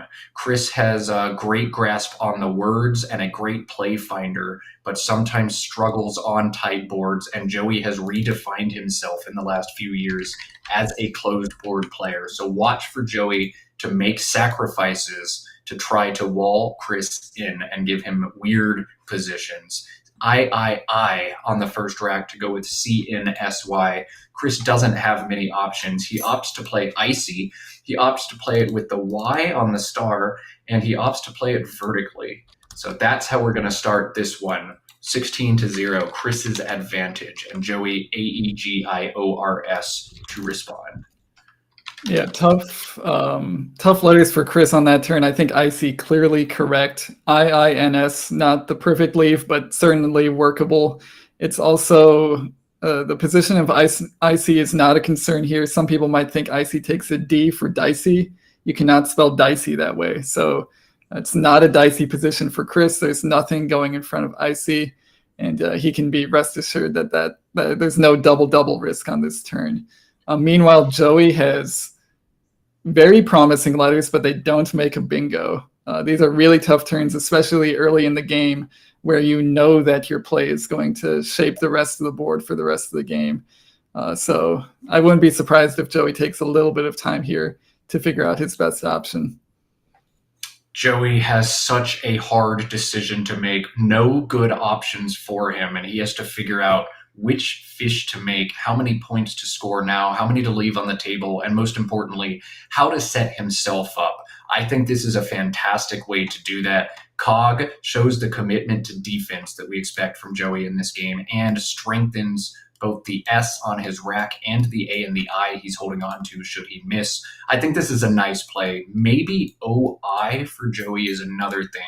AEIRS is unstable. 2 vowels is big trouble for Joey. But he's opted to play Cog here, and while he feels like he made a nice and defensive play, he's yielded a bingo to Chris, whose EHIINST combination gives him nighties, or its anagram thingies.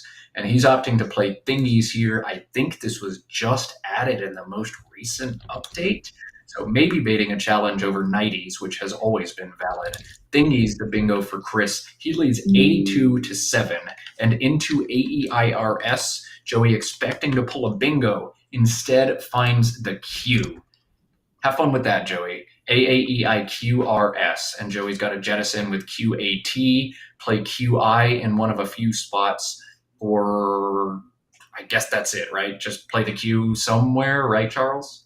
Yeah, I think you just play the Q off here. That's really rough early in the game when you make a 2-tile fishing play, keep very good letters, although, as you said, Matt, a little bit unstable, and then you draw the Q. It's kind of a gut punch. You do have to rise above it. You can't let that get you down. Joey does sort of have a tailor-made play of cat here. Major downside of cat is it blocks the S bingo line for... Oh, sorry, that's only 6 letters. I was misseeing the board. So not really blocking anything, but not opening up too much in terms of being able to play a bingo next turn. And maybe blocking the T and the H is less than ideal. Yeah, Joey now basically left to bingo here, or to the S or Y. He'll still have options after QAT, but an unfortunate string of events, the Q, a gut punch, as you put it, and a second gut punch incoming for Joey. Chris has an amazing post-bingo draw. AEENSTT yields the baby bingo. Neatest, the only playable bingo for Chris right here for 64 points. A bingo-bango start after a slow first move for Chris. Neatest is hard to play. He'd love to find anything else, but it's his only choice. And stringing a T in a triple after Joey has just fished into AEIRS. I thought this was going to get really spicy, triples on the table, but Joey will not have one after this play. Yeah, Joey doesn't want to see this bingo come down, but there is the saving grace that he does have a high-scoring bingo in response. It will still leave him down in the game, but it could be worse if he had not drawn a bingo after cat. We'd be really feeling like this game was out of reach, but it's going to stay in reach as long as he plays one of his bingos here. Yeah, so neatest, the only playable bingo for Chris in this situation in NWL, though pointing out a chat, thingies takes it back T in CSW. Not an option in the North American dictionary. Joey has 2 bingos through this T, Arietas and its anagram aristate. He can play each of those words in 2 places, and Joey's opting for this placement here, though that puts the I in a very dangerous place. Joey sees this and picks it up. I think this is correct from Joey. Yeah, I am guilty of the same exact thing, especially when playing bingos where you can't really predict where the vowels are ending up. You put a word down on the board, you see where the vowels are lining up with the triple letter scores, and you immediately change your plan. That happens to the best of us. We don't have perfect board vision, pretty good board vision, but not perfect. So I understand the rationale here to change his play. Yeah, no reason to rush and hit the clock. Always look at your play before you hit it. Joey realizing, oh, I don't like what this does, and he picks it up. But Chris has found a third consecutive bingo, reaching into the bag after neatest, drawing AEGIPR blank, threatens a bunch of high scoring opportunities. Tons of bingos. Highest scoring one is not probably what we're going to see Chris play, but 78 points exist. PTERYGIA. Terrigia is 78. Now, we're not going to see Chris do that to expose a triple-triple. He's in a commanding position here. He'll look to play a more defensive bingo. And I think he'll need to choose, too. Do I play one through the T and obstruct floaters? Or do I play one down to the S and kind of limit access to the right side of the board? Both of those make a lot of sense. Grampees or Garpikes likely to be the option here, as that G will be good and defensive in this position here, but retaping or other options through the P likely as well. Charles, which bingo should Chris play here? Should he score 78 with Terrigia, or should he try to control the board? And if he controls the board, how should he do it? Yeah, I think you're right, Matt, that something like Terrigia is just totally uncalled for here. It does score more than any other bingo, but for the reasons you said, it's not worth playing. With the lead going to be, roughly 120 for Chris after his bingo, that means he needs to start thinking about defense. He needs to think about the way the board is developing. And so something through the T of neatest does a lot of things right. It blocks the T for bingos for Joey. It blocks the E. It will probably block the S of Arietta's for 8-letter words playing vertically. You will give back some floaters. You'll give back an N and a G. G is not really a great bingo tile. The N is of marginal importance. This blocks a lot more than it gives back, as long as you're sure that it doesn't take an S, which intuitively this play, the retaping does not feel like it takes an S. So I think this is a very good idea from Chris to start playing a little bit of defense now that he's got a really nice sized lead. Chris was faced with a very similar position yesterday. I have a number of bingos that play, but each is not the best defensively. They'll all put me ahead by about 100.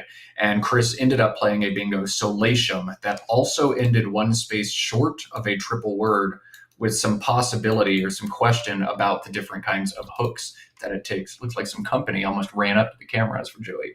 Retaping sets up another questionable hook. I think most Scrabble players would immediately discount the S here. That looks ridiculous and is in fact invalid, but retaping does set up a front hook opportunity of pre-taping, assuming these players know that word. And Chris has drawn the P already to go for it. Yeah, it's not a great spot. Pre-taping is sort of a marginal spot on this board, but it is worth noting, and Chris drawing the P just removes one tool from the toolbox of Joey to get back in this game. Joey with an awkward rack. I bet he wishes he could find some of the bingo tiles that Chris has been finding all game, but DGJOOUZ, the rack for Joey, and he needs to figure out what to do to maximize his chances in this game. ZOO playing above Arietta's for 31 holds the horrific DGJU combination, and E bails that out with Judge, but otherwise that's a really hard leave to keep. So I think I prefer what Joey's doing here. Judo is 26, but ZOG scores points more often, setting up your O for here. ZGG combinations here. The Z scores points here, and he creates a bingo line here. We know Joey wants to play defense, but you can't play defense when you're down by 120. Good choice here from Joey.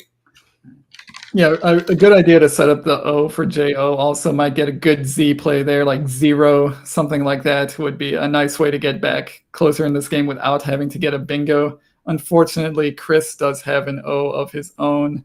We'll probably be looking to play in that spot just to make sure Joey doesn't get something good in that spot. And Chris has some good options here. He's going to score a lot of points, and it's going to leave Joey in even more of a hole. Chris has been hammering out intermediate plays all game, and this is another one of those Woogle's puzzle type positions. One play is better than all the other options by about 6 points, and it's a play that's tough to spot. gut instinct says just drop Mako, Mako right here. Take away this huge opportunity. But KOPJE plays for Chris here. That is a stellar play. It scores 46 points. It gets rid of the double E's. It doesn't open the triple triple.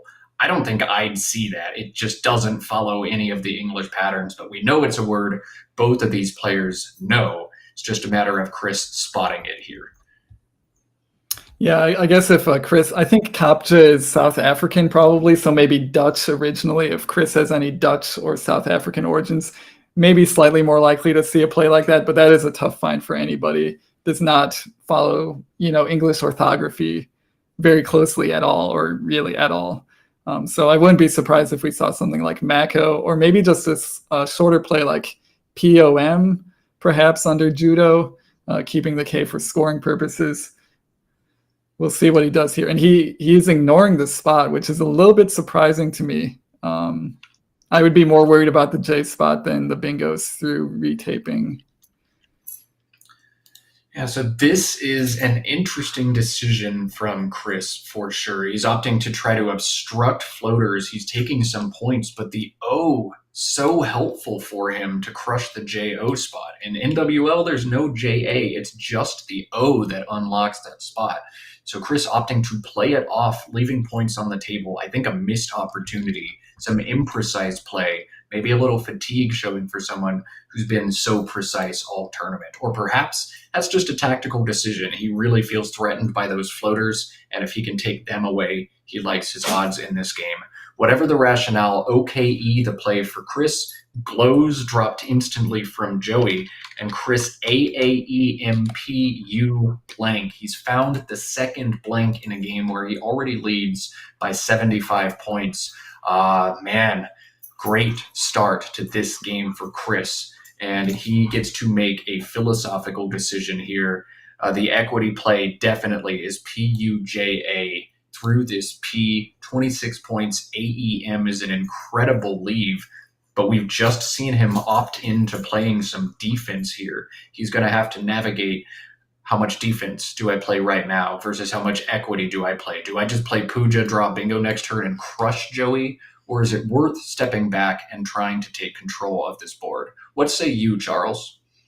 Yeah, I think the drawing the blank changes the calculus a little bit, where Oak was a defensive play, but now that you've drawn the blank and your opponent doesn't have it, something like Puja, a stylistic change in the way that you're approaching the game is warranted. It might set off alarm bells for Joey that you immediately switch from defense to offense. I think Joey would be, as a defensive-minded player, would be very aware of that switch. So we see Chris be considerably more conservative, just playing Power for a lesser score. Still keeping bingo stuff, not really doing anything different to the board, sort of treading water here. Joey's found garbage. He plays off 5 tiles. I think he held NT or NH last turn. HLNNRTW now the rack, and it feels like the tiles are just not giving Joey much of a chance in this one. He's not done yet, but his odds evaporating every subsequent turn where he draws bad tiles. THEW, an option for Joey beneath retaping. It scores well, 25, but LNNR is a horrific leave. And Joey, I think, doing something smart here. He's going to expose new quadrants of the board. He's going to play off 4 of these consonants at once. 9th, the play from Joey, 16 points, LRW as a leave. What do you think about that one, Charles? I think that's a good idea. I think you play off 1 more consonant. You expose the T for 8-letter words. You also expose a new S hook that didn't really exist on this board. In fact, there was no S hook on this board. Now you've got kind of a marginal one, but it's still something that could bail you out in the future if you draw an S. So this is a really good idea by Joey to stay within range if he draws the right stuff. All right, so Joey opening up the board, but Chris, having pulled his second blank of the game, is actually the one who can strike in that spot. Two bingos play through the T, but both are tough for Chris to pull the trigger on. Moieties or enmities play for 76 or 72 respectively, but both open a triple-triple. Moieties with an M in this spot, and enmities with an E in this spot. With a 70-point lead, going ahead by 150, that's the one thing Chris can't give up. There is a third bingo available on the turn of itemized. That's just 64, but likely worth the sacrifice here. Charles, grab the points and run, or play some defense here? I think you have to play a little bit of defense here. If grabbing the points means that you're giving back, I don't know what the change in Joey's score is on average when the triple is open, but it feels like a lot. It feels like the variance is too high. You might be giving up 80. You might be giving up 122.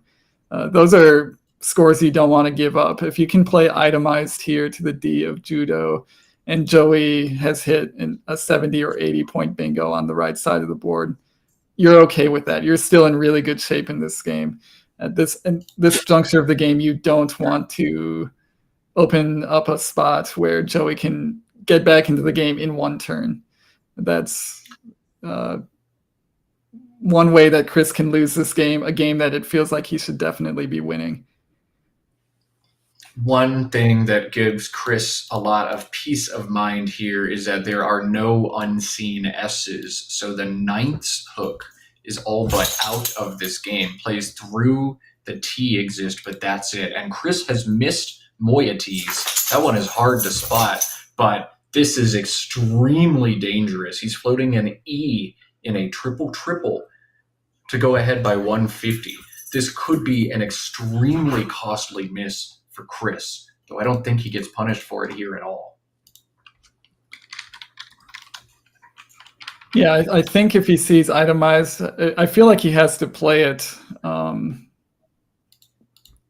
If this was really the only bingo he saw, though, then I think it is worth playing. If you think this is the only bingo you have available, it is certainly worth taking the points, even though you're opening up the triple.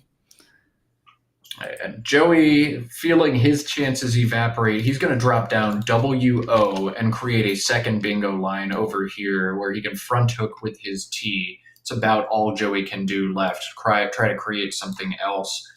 I wonder if it's desperation time. Try to set this up and have two massive lines on the board.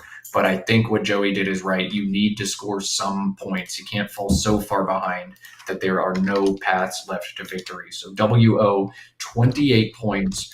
You know this is going away next turn, but maybe you can pull a bingo elsewhere. And here comes Chris with his block of Beloved. Yeah, good job catching the transposed tiles there. That could be kind of critical if Chris played an accidental phony on this turn, but he corrects his play. He plays Beloved. He is setting up a new line for sevens under the B of Beloved, but I think he's okay with that, taking out the huge spot while scoring some points. And Joey playing CELLI here, a word that doesn't look, like a play that looks rather whatever, but it's a great play for Joey in this instance. CELLI does take a front O, and that allows Joey to bingo with Asalai. It's actually a board opening play. Joey keeping this line open, creating another one, giving himself floaters, just trying to do anything he can to catch back up. But the tiles have not been participating for him, and Chris has been playing very well with the goodies he's drawn so far. After the play from Joey, it's 244 Joey, 376 Chris, AFIMRUX for Chris. He threatens scores of high scores again this turn. FIX, XU, both reasonable options for him, and then XI if he wants to start obstructing some of those floaters. I think this is just fine from Chris here. Make Joey's life difficult if you can. Yeah, this is a good idea. It actually does score 2 more points than XU in the bottom right. I think absent any other considerations, I would play XU, but given the state of the game, And Joey's trying to get a bingo down at some point. You block the E of sell I.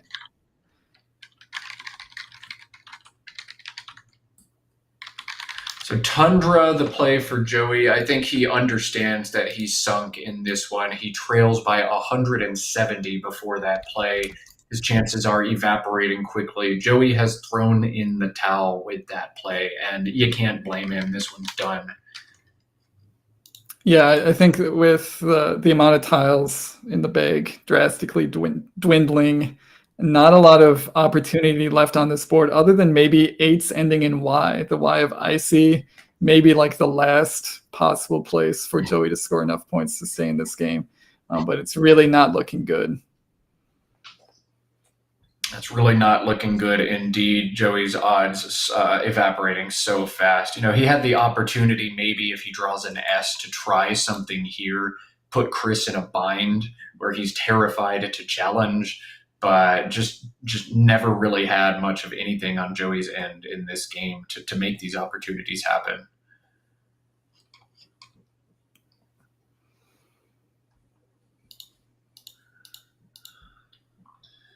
Let's see. Unseen to Chris, DEFNORRVWY. And we've seen Chris consistently all tournament take these situations where he's almost definitely going to win the game and make sure that he wins the game. So he's probably going to assess, see if there are any enormous threats for Joey here. Is there any possibility in this unseen pool that Joey can play a word here? I just ran it through the engine, and there's only one possible rack out of these that bingos for Joey on this board. That would be over dry in this spot. That's a bingo that scores low enough that Chris doesn't seriously have to think about it. Still, Chris, you've got the time. Take it. Again, think about what is the worst thing that can possibly happen to me right now approach. You'll realize the more time you spend that you've got this one in the bag.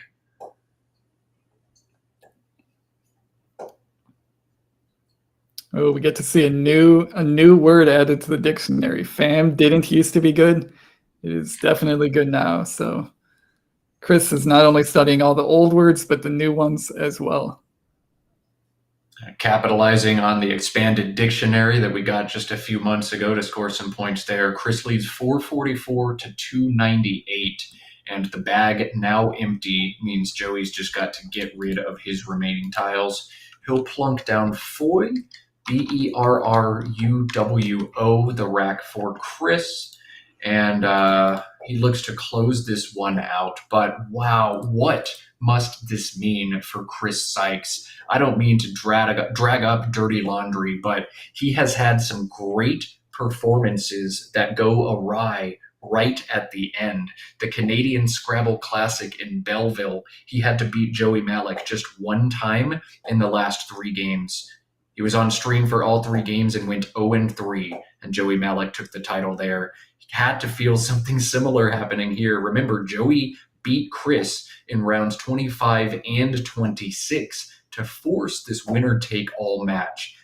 But Chris holds on, able to right the ship, drawn some great stuff, doing the right things with it. Hats off to Chris Sykes, shaking off the stream monster, shaking off the choke monster, playing a solid display here, and well-earned 2,000 rating for Chris, in addition to 800 smackaroos, US smackaroos. Those are going to go a long way in Cambridge, Ontario.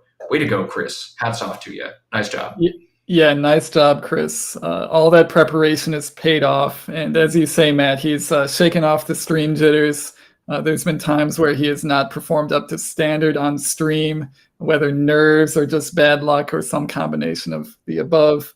But not the case here. He has shown, very high level Scrabble playing ability on all of the games that we've seen from him this tournament, including this one, which he basically dominated from start to finish. So nicely done in this game and nicely done in this tournament.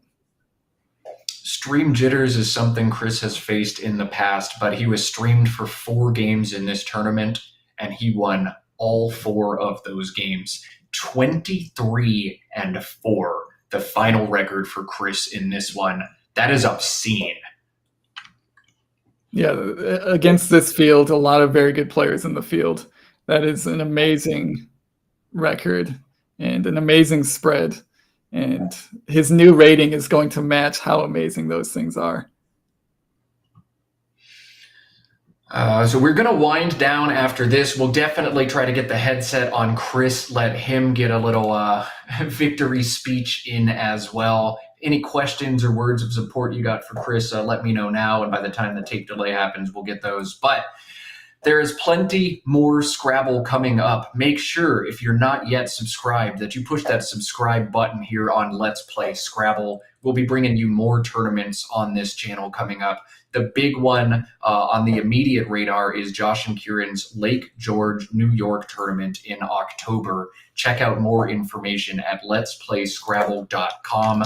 I want to thank each and every one of our viewers for tuning in, as much or as little as you chose to do so over the course of this stream. It's way less fun for me to do this to a team of 10, 20, or 30 viewers, and we have had some fantastic numbers. So thanks to each of you for turning in, for sharing these links, for clicking on the thumbs up button when I tell you to. And if you don't click on the thumbs up button when I tell you to, then here's a big thumbs down to you. Huge kudos to Josh Greenway and Kieran O'Connor putting together these marquee events every year. It takes a village to run a Scrabble tournament, and they do it so well, so consistently, time and time again. Hats off to Josh and Kieran for a great event. And a big thank you to all my co-commentators as well. Charles, you've been fantastic. Thank you so much. Yeah, and maybe biggest thanks of all goes to you, Matt. Matt Canik, expert Scrabble player, but maybe making more of a name for himself doing commentary for all these big tournaments. Totally tireless. Seeming to have no fatigue whatsoever, commentating, 27, 30, 40 games of Scrabble. He's going to be doing it all this month. Herculean effort from Matt Canik. So thanks, Matt. Oh, this is a warm-up for what I've got on tap. Again, in competitive Scrabble, we have 2 huge tournaments coming up in North America, July 20th to 24th. The Scrabble Players Championship, NASPA's North American once-a-year championship. That's in South Bend, Indiana. Will all be live streamed on twitch.tv/Scrabble. And then immediately after that, the Word Cup, WIGPO's North American Championship in Albuquerque, New Mexico. That one with a $10,000 first prize. South Bend with a $10,000 first prize. All of that's going to be Scrabble on the internet for y'all at home. So if you're not going to those tournaments, you better tune in.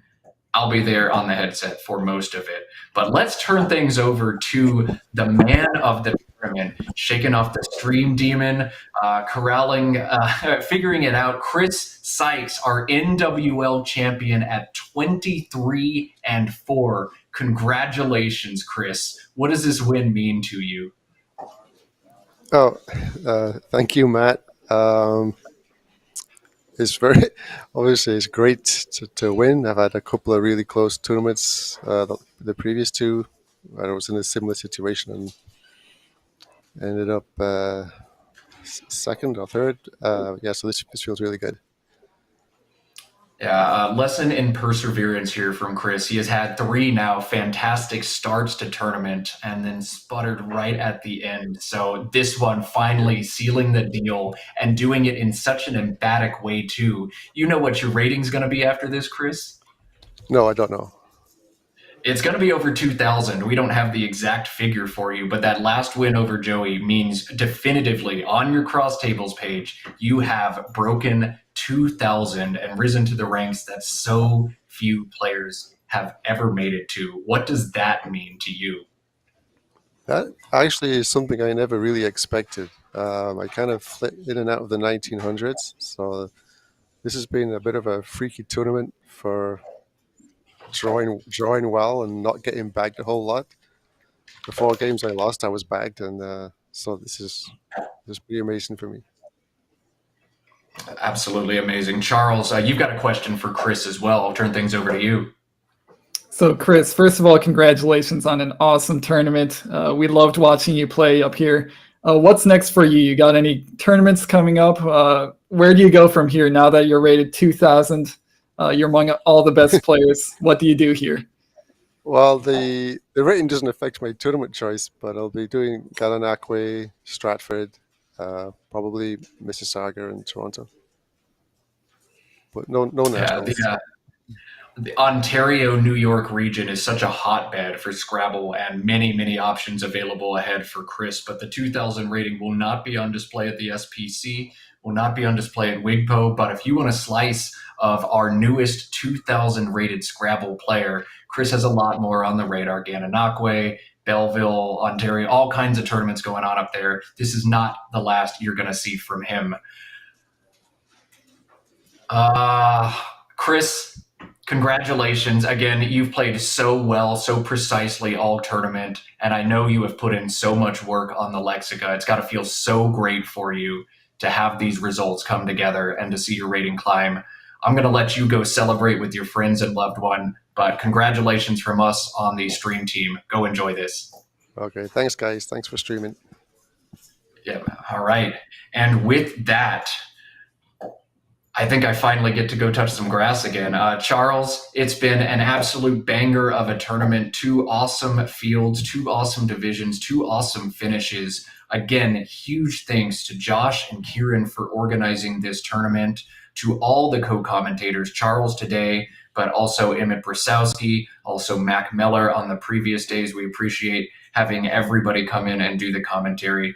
Once again, Josh makes this so easy. What Josh does for Scrabble and Scrabble streaming cannot be overstated, understated, whatever the word is. Josh does so much. He's so important. He makes this easy for us. I get a lot of the credit. It all needs to go to him.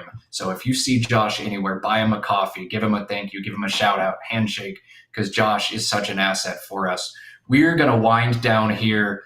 Thanks to every one of you for watching. Congratulations to our champions, Wellington Jageri in CSW, Chris Sykes and NWL. And Charles, send our audience off with a parting message or words of wisdom. We saw some great games here this weekend, and we're going to see even more at future tournaments. So don't think this is the end of awesome streams on the internet.